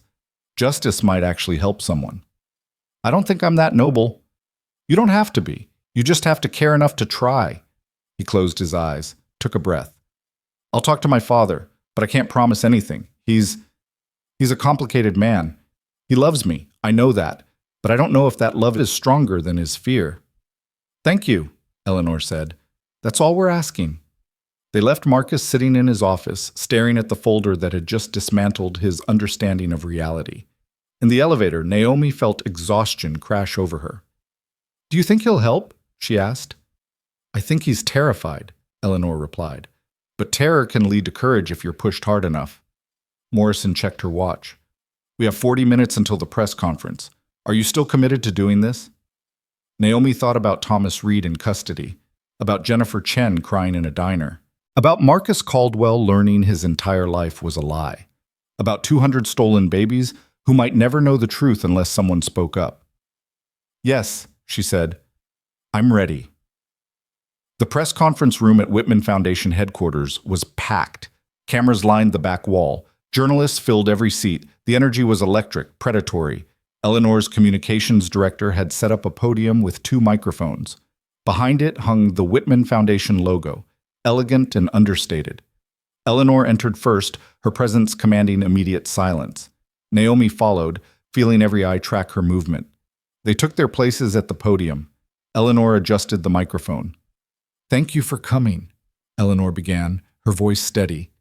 I'm here today to tell you a story that spans 27 years.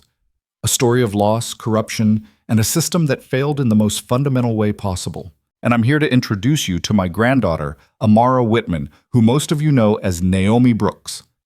The room erupted. Cameras flashed. Journalists shouted questions. Eleanor waited until the chaos subsided. In January 1997, my daughter Lydia died giving birth at Newark Memorial Hospital. I was told her baby was stillborn. That was a lie.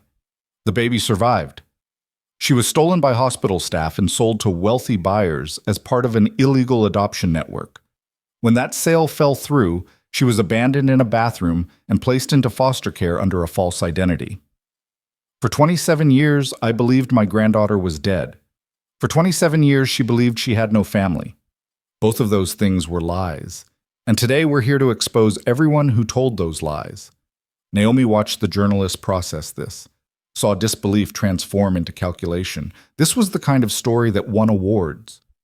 Eleanor continued, laying out the facts with surgical precision.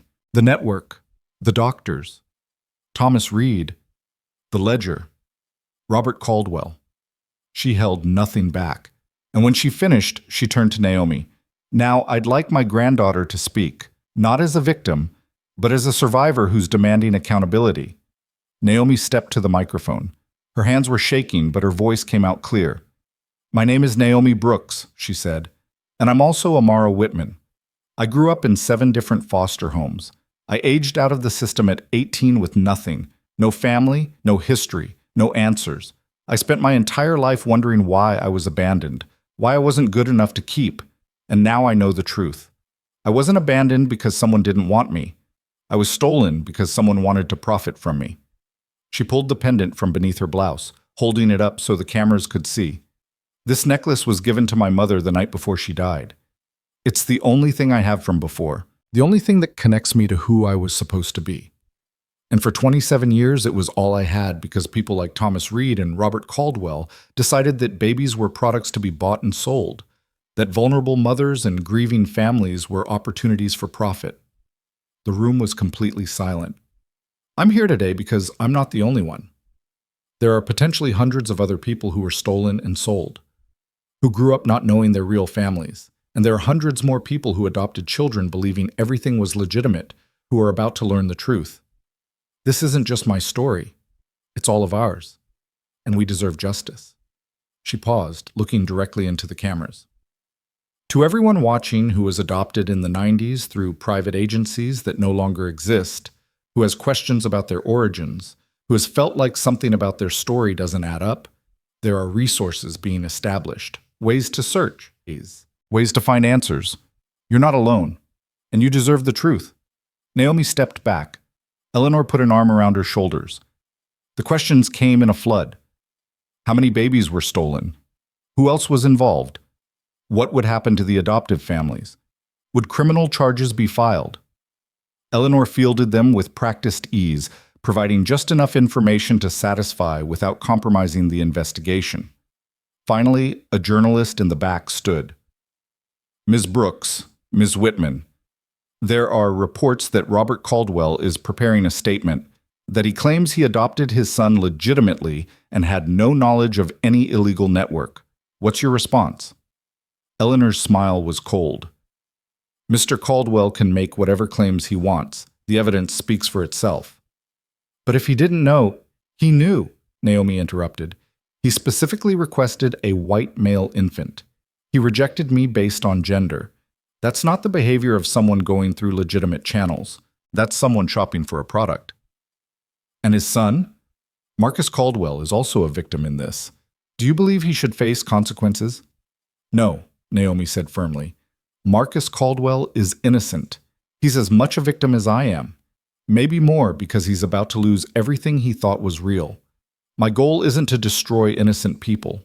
It's to hold accountable the ones who built this system and profited from it. Even if that means destroying families. Naomi leaned into the microphone.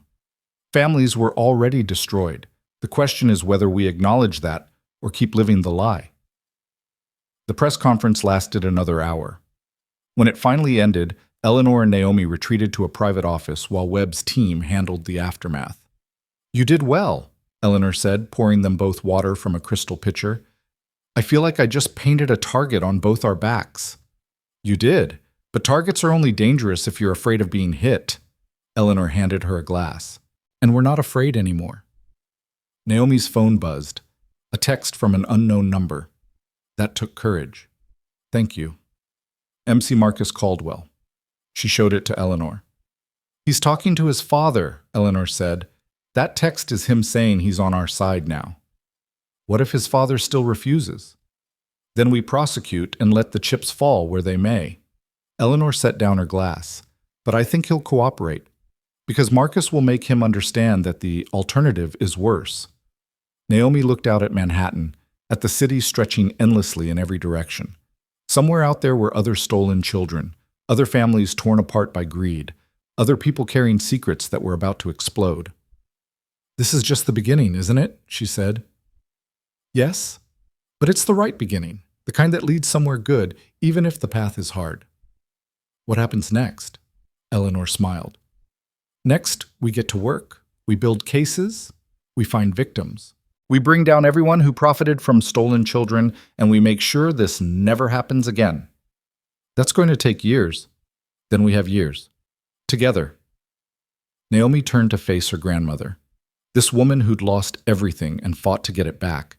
This woman who'd spent 27 years believing her granddaughter was dead and then moved heaven and earth the moment she learned the truth.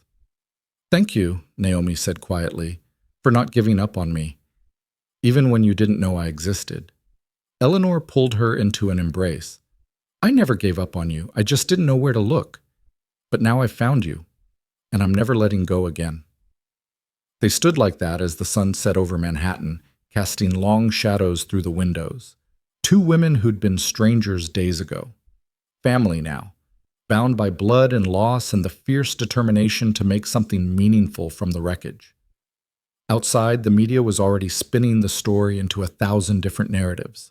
But in that moment, in that quiet office, none of it mattered. They'd told the truth. And the truth, for better or worse, was finally free. The aftermath came in waves. Within 24 hours of the press conference, the story had spread across every media platform. Cable news ran segments analyzing the implications. Podcasters dissected every detail. Social media exploded with reactions ranging from outrage to skepticism to conspiracy theories that would have been laughable if they weren't so persistent. Eleanor's legal team fielded hundreds of calls from journalists, potential victims, and people claiming to have information about the adoption network. The Whitman Foundation's website crashed twice from traffic overload as people searched for the resources Naomi had mentioned. And through it all, Naomi and Eleanor stood at the center, weathering the storm together. Robert Caldwell issued his statement 48 hours after the press conference. His attorney read it from the steps of his Connecticut estate, while reporters shouted questions and cameras captured every word. The statement expressed shock and dismay. It claimed complete ignorance of any illegal activity. It painted Caldwell as a victim of sophisticated criminals who had preyed on desperate couples. It promised full cooperation with authorities while simultaneously asserting his family's right to privacy during this difficult time. Naomi watched the statement from Eleanor's penthouse, sitting beside her grandmother on a sofa that cost more than a year's rent at her old apartment. He's lying, Naomi said flatly.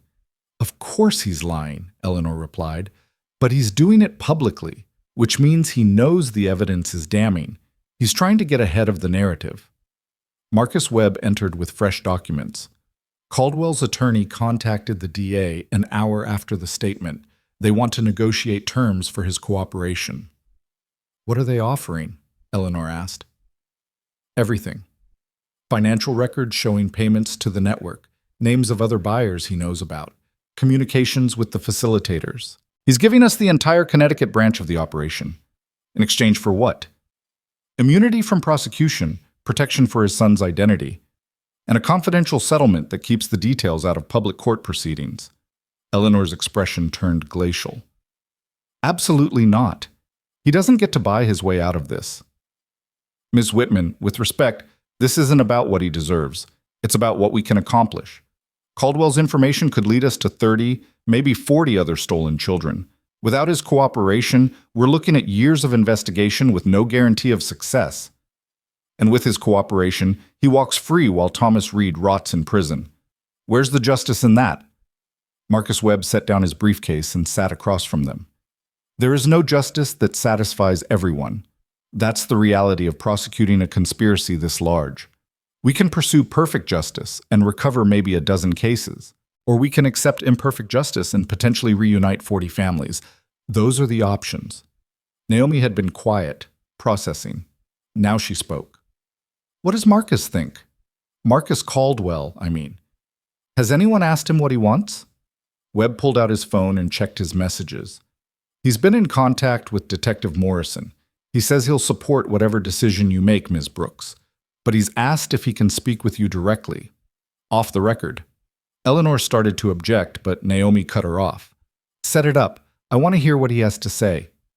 They met at a neutral location, a private room at a restaurant Eleanor owned but rarely visited. Marcus arrived looking like he hadn't slept in days. His expensive suit was rumpled. His eyes were hollow. He'd aged a decade in 72 hours. Naomi sat across from him with Eleanor beside her. Detective Morrison and Marcus Webb waited in the next room, close enough to intervene if needed, but far enough to allow privacy. Thank you for seeing me, Marcus said. His voice was hoarse. You said you wanted to talk. So talk. Marcus looked down at his hands. I confronted my father, told him I knew the truth, asked him to explain how he could have done this. What did he say? He said he loved me, that he and my mother had tried for years to have children, that they'd been rejected by every legitimate adoption agency because of my mother's medical history, that when someone offered them an alternative, they were desperate enough to take it. Marcus's voice cracked. He said they believed the adoption was legal, that the agency handled everything, that they paid what they thought were standard fees. Do you believe him? Marcus met her eyes. I want to, but I've spent the last 3 days going through his files, his communications, and there are too many red flags. Questions he asked about the baby's race, requests for specific characteristics, payments made in cash to untraceable accounts. He might have convinced himself it was legitimate, but he knew something wasn't right. He just chose not to ask questions because he wanted a baby more than he wanted the truth. That's still a choice, Naomi said quietly. Still a crime. I know, and he should face consequences, but Ms. Brooks, Naomi, if he goes to prison, my mother will be destroyed. She's not well. The stress of this has already put her in the hospital, and He stopped, struggling. I know I have no right to ask anything from you, but I'm asking anyway. Is there a version of justice that doesn't require destroying everyone in its path? Naomi thought about the last 3 days, about the messages flooding her phone from people claiming to be adopted through suspicious circumstances, about the faces in Thomas Reed's ledger, those tiny babies who were now adults living complicated lives, about Jennifer Chen, who'd carried guilt for 27 years, about Marcus himself learning that his entire identity was built on theft. I don't know, she admitted. I want your father punished. I want everyone who participated in this network to face consequences. But I also know that punishing him doesn't undo what happened to me. It doesn't give me back my childhood. It just adds more pain to a situation that already has too much. So what do we do? Eleanor had been silent until now. She leaned forward, her voice measured. We make him earn immunity, full disclosure. Every buyer, every facilitator, every dollar. He testifies in every trial. He uses his resources to help us find other victims. And he establishes a foundation, funded by his own money, to support children who were stolen and the families trying to reunite. Marcus stared at her. A foundation. $10 million, minimum, managed independently, dedicated to undoing the damage his choices contributed to. That's the price of walking away. He'll never agree to that. Then he goes to prison, Eleanor said flatly. Those are his options: buy his way out with genuine restitution or face prosecution. He doesn't get a third choice. Marcus pulled out his phone. I need to call him. Do it now. We're not leaving this room until we have an answer. Marcus stepped into the corner, his voice low as he spoke to his father. Naomi watched the conversation play out in his body language: tension, argument, resignation. When he returned, he looked exhausted. He agrees. 10 million. Full cooperation. But he wants assurance that my identity stays protected, that I'm not named in any public documents. Done, Eleanor said. Marcus Webb will draw up the terms. Your father has 24 hours to sign or the deal evaporates. Marcus extended his hand to Naomi. Thank you. I know I don't deserve your mercy. Naomi looked at his hand for a long moment before taking it. This isn't mercy. This is me choosing to focus on the future instead of the past. But Marcus, if your father doesn't follow through, if he tries to weasel out of this, I will personally make sure everyone knows exactly what he did. Understood.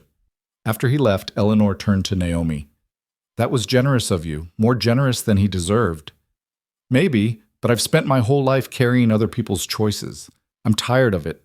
This way, at least something good comes from all of this. You're more like Lydia every day. Is that a compliment or a warning? Eleanor smiled. Both. The next 3 months became a blur of legal proceedings, media appearances, and investigations that seemed to grow more complex by the day. Thomas Reed pleaded guilty to conspiracy, kidnapping, and fraud in exchange for a reduced sentence of 15 years. He testified against 5 other former hospital employees who were still alive and traceable. 3 were convicted. 2 took plea deals. David Brennan, the lawyer who'd facilitated the paperwork, was arrested trying to flee to Brazil. His files contained records of over 100 illegal adoptions. Federal prosecutors estimated the network had operated in 8 states over a 15-year period.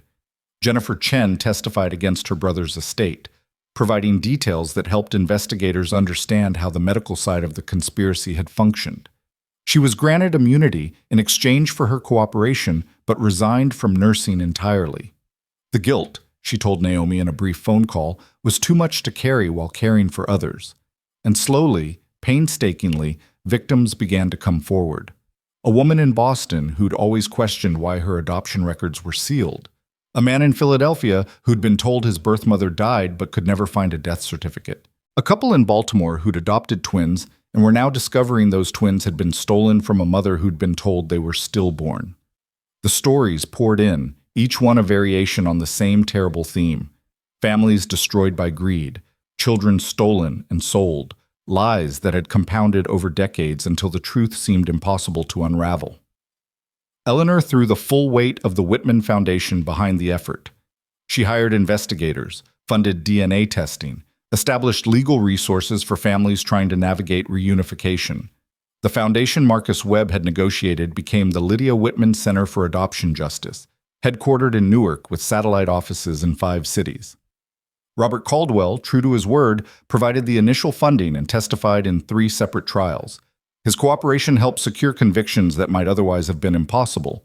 But the work was hard, emotionally devastating. Many of the stolen children, now adults, chose not to pursue reunification with biological families. Some had good adoptive parents and saw no reason to disrupt their lives. Others were too traumatized by the revelation to engage with it. And some biological families, when found, wanted nothing to do with the children they'd been told were dead. The grief had been processed, buried, moved past. Resurrection, it turned out, wasn't always welcome. Naomi threw herself into the work. She became the public face of the foundation, traveling to speak with other victims, helping them navigate the complex emotions that came with learning their origins were built on lies. She testified before Congress about the need for adoption reform. She worked with legislators to close loopholes that had allowed the network to operate. And slowly, painfully, she began to build something that felt like purpose from the ruins of her stolen childhood. Eleanor was beside her every step, not as a benefactor or a distant relative, but as family. They had dinner together 3 nights a week. They argued about tactics and strategy. They celebrated small victories and mourned the cases that couldn't be solved. And gradually, they built the relationship that had been stolen from them 27 years earlier. 6 months after the press conference, Naomi moved out of her tiny apartment and into a brownstone Eleanor had purchased in Brooklyn. It was close enough to the foundation's offices to be practical, but far enough from Eleanor's penthouse to maintain independence. The brownstone had 3 bedrooms, hardwood floors, and a small garden in back. It was more space than Naomi had ever lived in, more than she'd ever imagined having. She stood in the empty living room on move-in day, surrounded by boxes that contained her entire life. Eleanor had offered to hire movers, decorators, people to handle everything. Naomi had refused. She wanted to do this herself, to build this new life with her own hands. Eleanor showed up anyway, carrying coffee and pastries from a bakery Naomi loved. "I'm not here to help," Eleanor said, setting down the bags. "I'm just here to supervise." "Supervising is helping." "Then I'm helping badly. Deal with it." They worked through the morning, unpacking boxes and deciding where things should go. It was domestic and ordinary and completely foreign to both of them. Eleanor had spent 40 years building an empire. Naomi had spent 27 years surviving. Neither of them knew how to simply exist in comfortable domesticity, but they were learning. Around noon, Naomi's phone rang. Marcus Webb. "Turn on the news," he said without preamble. "Channel 7. Naomi found the remote and switched on the television mounted above the empty fireplace. The news anchor was mid-sentence, discussing a breaking story. Landmark settlement reached today in the case of the Newark adoption scandal. The state of New Jersey has agreed to pay $8 million to victims who were placed in foster care after being stolen from hospitals. The settlement, which covers approximately 30 confirmed cases, also includes an official apology from the state for failing to protect vulnerable children. This comes 6 months after Eleanor Whitman and her granddaughter Naomi Brooks exposed the illegal adoption network that operated in New Jersey hospitals throughout the 1990s. Eleanor and Naomi stood side by side, watching the story unfold. The anchor interviewed Detective Morrison, who credited their courage with breaking the case open. Then the segment cut to footage from the original press conference, showing Naomi at the podium, holding up the silver pendant. "We did that," Naomi said quietly. "You did that," Eleanor corrected. "I just provided resources. You provided the courage. We did it together." Eleanor put an arm around her shoulders. "Yes, we did." That evening, after the boxes were unpacked and Eleanor had gone home, Naomi sat in her new living room and allowed herself to simply exist in the space. She thought about the girl she'd been 6 months ago, the waitress who'd thought she knew her place in the world, who'd believed she was alone, who'd carried the weight of abandonment like it was her fault. That girl was gone. In her place was someone stronger, someone who'd looked at the worst parts of human greed and decided to fight back, someone who'd turned stolen years into purposeful ones. Her phone buzzed, a text from a number she didn't recognize. "My name is Sarah Chen. Jennifer Chen was my aunt. She passed away last week. In her things, I found a letter addressed to you. Can I send it?" Naomi's breath caught. She typed back quickly. "Yes, please." The letter arrived 2 days later. Naomi opened it alone in her brownstone, sitting in the garden as afternoon light filtered through the trees. The handwriting was shaky but legible. "Dear Naomi, by the time you read this, I'll be gone. The cancer the doctors found 3 months ago moved faster than anyone expected. Maybe that's mercy. I don't know anymore. I want you to understand something that I never got to say in person. What I did, what I failed to do, has haunted me every day for 27 years. I told myself I was young, that I was scared, that I had no power. But the truth is simpler and more damning. I was complicit. I saw something wrong, and I chose silence over justice because silence was easier. My brother Michael was a good man in many ways. He was kind to his patients. He worked long hours. He put himself through medical school with scholarships and loans. But he was also weak. When Richard Voss approached him with the adoption scheme, Michael saw it as a solution to his crushing debt. He convinced himself that the babies were going to good homes, that he was helping families, that the ends justified the means. I suspected what he was doing. The whispered conversations, the cash payments, the way certain babies would disappear from records. But I didn't confront him. I didn't report him. I loved my brother more than I loved the truth. And babies like you paid the price for my loyalty. When I found you in that bathroom, I knew immediately what had happened. I knew you were one of Michael's cases, and I made a choice. I reported finding you, but I said nothing about the adoption network. I let you disappear into the system because I thought protecting my brother was more important than protecting you. I can't undo that, but I can tell you this, you deserved better. You deserved a family, you deserved the truth.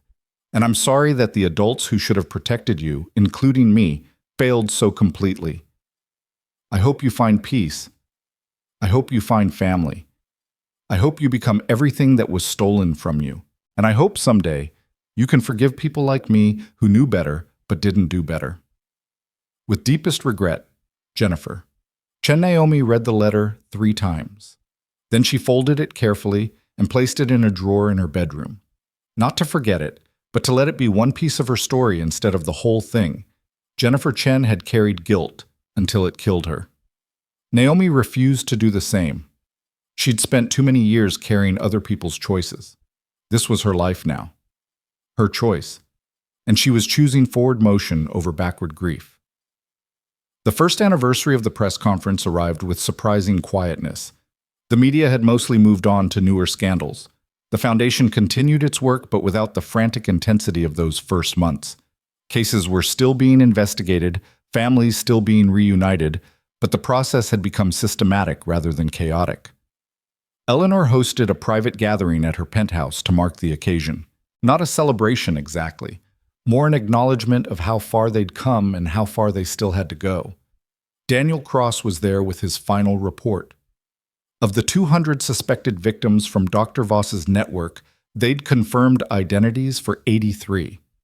47 had chosen to pursue contact with biological families. 19 reunifications had occurred. The rest were still in process or had decided against it. Detective Morrison came with news that 3 more facilitators had been arrested. The network was broken, she assured them. What remained were scattered individuals operating independently, and they were being hunted systematically. Marcus Caldwell arrived late, looking healthier than he had a year ago. He'd left his father's company and started his own firm, building affordable housing in underserved communities. It was, he'd told Naomi during one of their occasional coffee meetings, his way of trying to balance the scales. Marcus Webb brought champagne, but no one felt much like drinking. The mood was contemplative, grateful, tired. "I want to show you something," Eleanor said, gesturing for everyone to follow her to her library. The library walls were lined with photographs, not the formal portraits that had been there before. These were different, faces of the victims they'd found. Some reunited with biological families, some still searching. All of them real people with complicated stories that didn't fit neatly into headlines. In the center, on a small table, sat 2 photographs in silver frames. One was Lydia, young and smiling, wearing the crescent moon pendant. The other was Naomi at the press conference, holding up that same pendant for the cameras. 2 generations, Eleanor said quietly, both stolen in different ways, both found eventually, both fighting for something better. Naomi stood beside her, studying the photographs.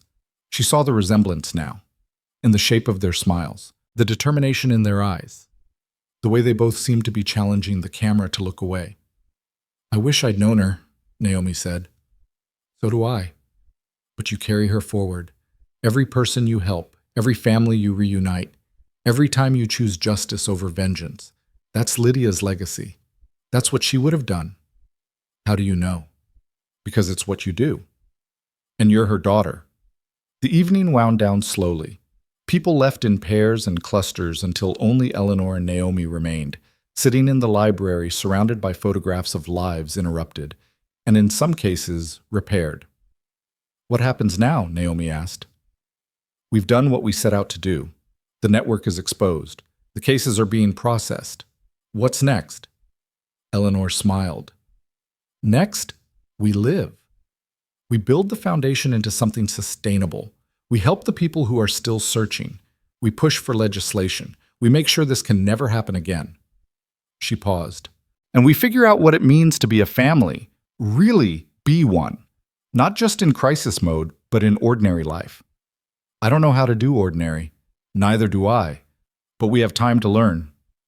Naomi looked at the photograph of Lydia, at the young woman who'd died bringing her into the world, who'd never got to see her daughter grow up, who'd left behind nothing but a necklace and a mother who'd refused to let her memory disappear.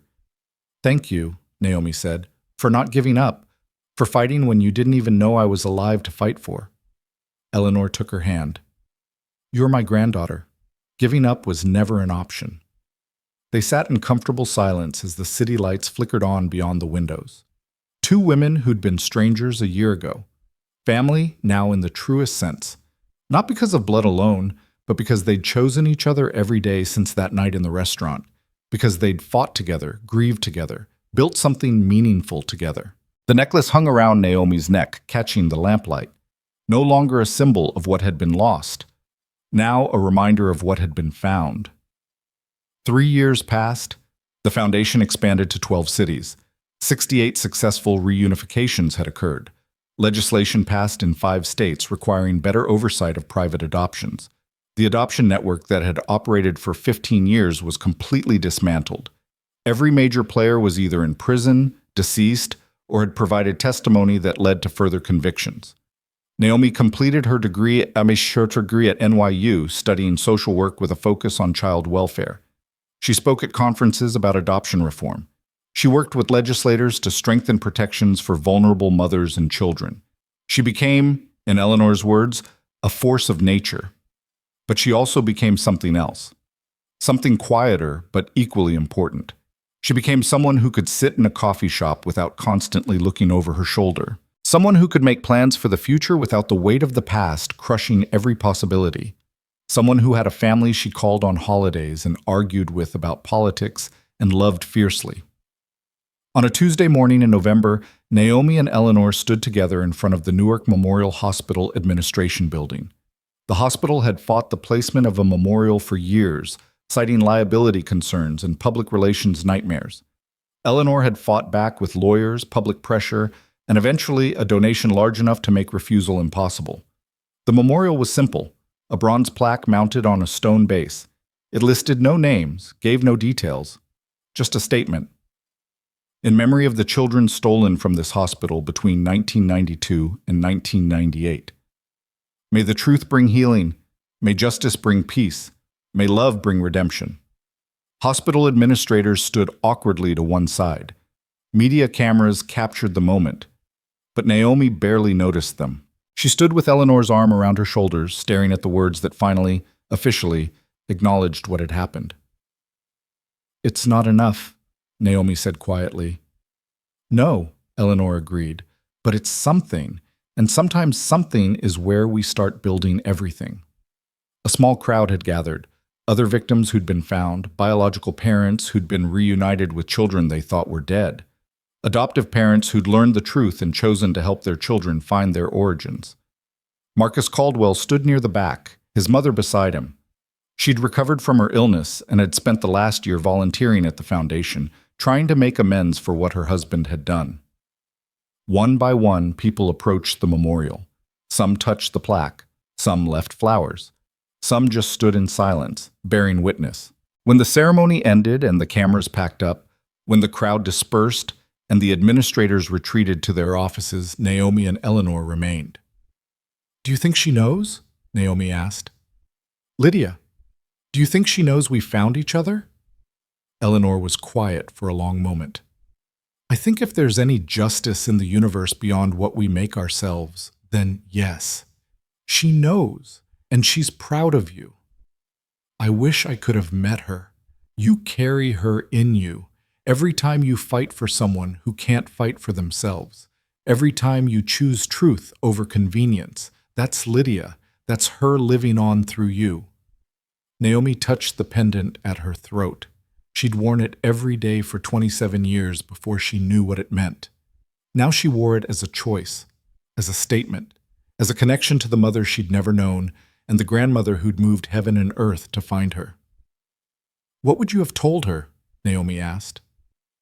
"If you'd known she was dying, if you'd had one more chance to say something." Eleanor's eyes filled with tears. I would have told her I was sorry, that I'd been so focused on building an empire that I'd forgotten to build a relationship with my daughter, that I'd prioritized success over connection, that by the time I realized what mattered, it was too late. She took Naomi's hand.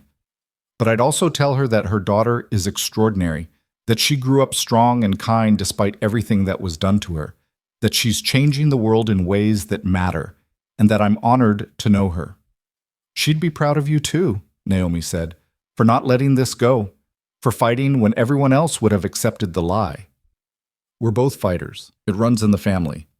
They walked back to the car together, past the hospital where Lydia had died and Naomi had been born, past the building where crimes had been committed and covered up for years, past the memorial that would stand as a permanent reminder that truth, no matter how long buried, eventually finds its way to light. In the car, Eleanor pulled out her phone and showed Naomi something she'd been working on. I'm updating my will, Eleanor said. The foundation will be independently funded, but I want you to chair the board after I'm gone. That's morbid. That's realistic. I'm 81, Naomi. I'm not going anywhere soon, but I need to plan. And I want you to know that everything I've built, the companies, the wealth, the influence, it's all being restructured. Half goes to the foundation. The other half goes to you. Naomi stared at her. I don't want your money. I don't care what you want. I care what's right. You're my granddaughter, my heir. And more than that, you're the only person I trust to use what I've built for something good instead of just accumulating more. That's a lot of pressure. You've handled worse. Besides, you'll have decades to figure it out. I'm planning to be around long enough to meddle and offer unsolicited advice. Naomi laughed. I wouldn't have it any other way. 5 years after that night in the restaurant, Naomi Brooks, Amara Whitman, stood on a stage at Georgetown University, giving the commencement address. She was 32 years old. She held a master's degree in social work. She'd published a book about adoption reform that had become required reading in social work programs across the country, and she'd helped reunite over 90 families torn apart by the adoption network. But more than any of that, she'd built a life, a real life, with people who loved her, with work that mattered, with a future that wasn't defined by her past. Eleanor sat in the front row, beaming with pride. Beside her was Marcus Caldwell and his mother. Behind them were Detective Morrison, Daniel Cross, and dozens of other people who'd been part of the journey. Naomi looked out at the sea of graduating students and their families. She thought about the speech she'd prepared, the careful words about service and justice and using privilege to help others. All true, all important. But in the moment, she set aside the prepared remarks and spoke from the heart. When I was 18, she began, I aged out of the foster care system with nothing, no family, no support, no clear path forward. I worked 3 jobs to put myself through community college. I lived in apartments where the heat didn't always work. I went days eating ramen because that's what I could afford. And I spent every single day believing I was alone, that I'd been thrown away because I wasn't good enough, that no one in the world cared whether I lived or died. The audience was completely silent. I was wrong about all of it. I wasn't thrown away. I was stolen. And there were people who cared.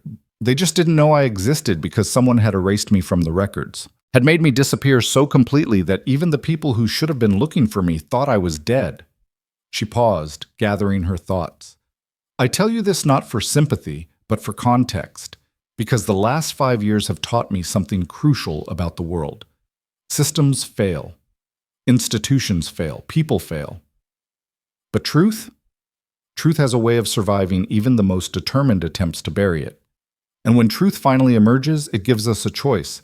We can use it as a weapon to hurt the people who hurt us, or we can use it as a tool to build something better. She looked at Eleanor.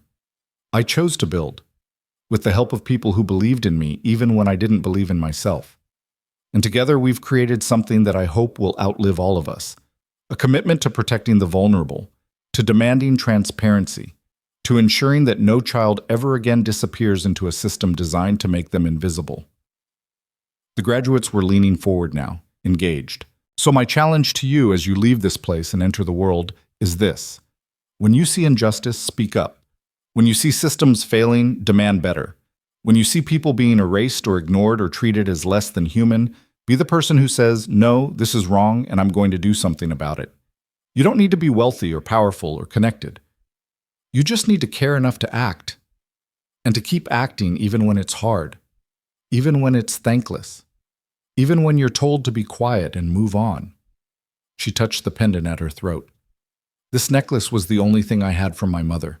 For 27 years, it was my only connection to where I came from, but now it means something different. It's a reminder that we carry forward the people we've lost, that their hopes and dreams and fights become ours, and that the best way to honor them is to build a world where their struggles become unnecessary. The applause started slowly, then built to something overwhelming. Students stood, faculty stood. The entire auditorium rose in recognition of something that felt bigger than a graduation speech. Naomi stood at the podium, looking out at hundreds of faces, and felt something she'd spent most of her life believing was impossible. She felt complete. After the ceremony, Eleanor hosted a dinner at a restaurant she'd recently acquired. Not Whitman Hall. That had been sold years ago, the proceeds donated to the foundation. This place was smaller, warmer, with food that felt like comfort rather than performance. Around the table sat the people who'd become Naomi's chosen family. Eleanor, of course. Marcus Caldwell and his mother. Detective Morrison, now retired but still consulting on cold cases. Daniel Cross, who'd started his own firm specializing in adoption justice. Marcus Webb, who'd left his position as Eleanor's attorney to run the legal division of the foundation. And a half dozen others whose lives had intersected with Naomi's over the years.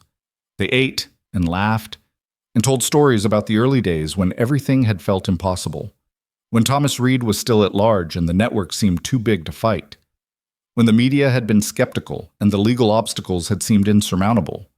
"Remember when you wanted to confront Thomas alone?" Morrison said to Naomi, shaking her head. "Before we had any evidence, I thought Eleanor was going to have a heart attack." "I almost did," Eleanor confirmed. "You were terrifyingly reckless." "I was angry," Naomi corrected. "There's a difference." "Not much of one." Marcus Caldwell raised his glass. "To reckless anger. May it always be directed at people who deserve it." They drank to that. As the evening wound down, Eleanor pulled Naomi aside. "I have something for you," Eleanor said, pulling a small box from her purse. Inside was a ring, simple gold band with a small diamond. Nothing ostentatious, nothing that screamed wealth. "It was Lydia's," Eleanor said quietly. "I gave it to her on her 18th birthday. She wore it until the day she died. I've been keeping it, waiting until I could give it to her daughter." Naomi's eyes filled with tears. "I can't." "You can. You're her daughter. And more than that, you're someone who's earned the right to carry her forward, to be connected to her in a tangible way." Eleanor took the ring and slipped it onto Naomi's right hand. "It's not an engagement ring.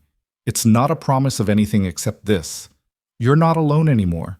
You never will be again. You have family. You have history. You have us." Naomi pulled Eleanor into a fierce embrace.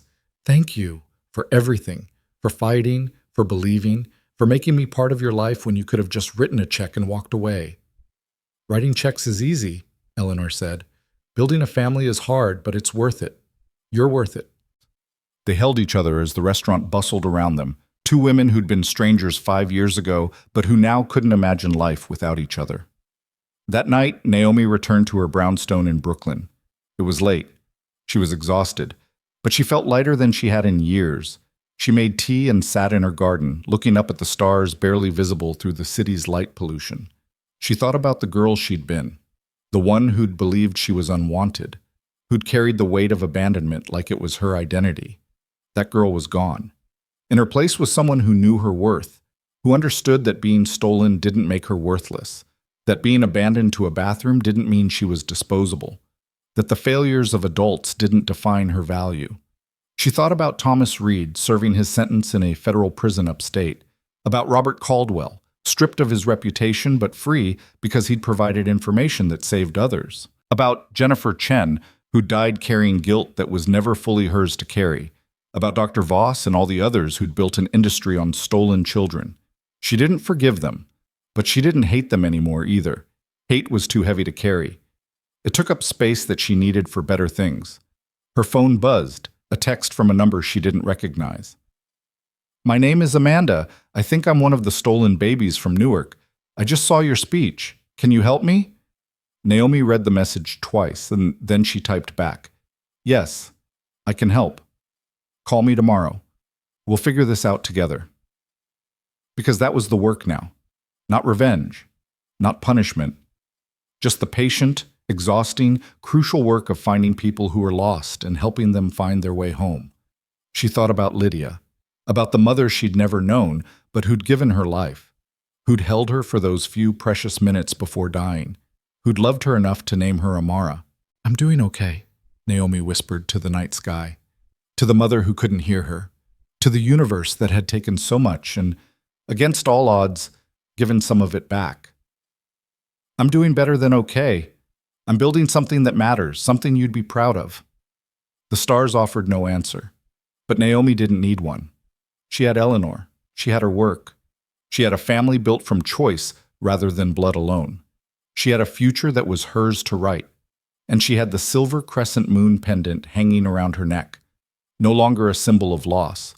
Now a reminder that even in the darkest moments, even when everything was stolen and nothing made sense, there was always the possibility of finding your way back to light.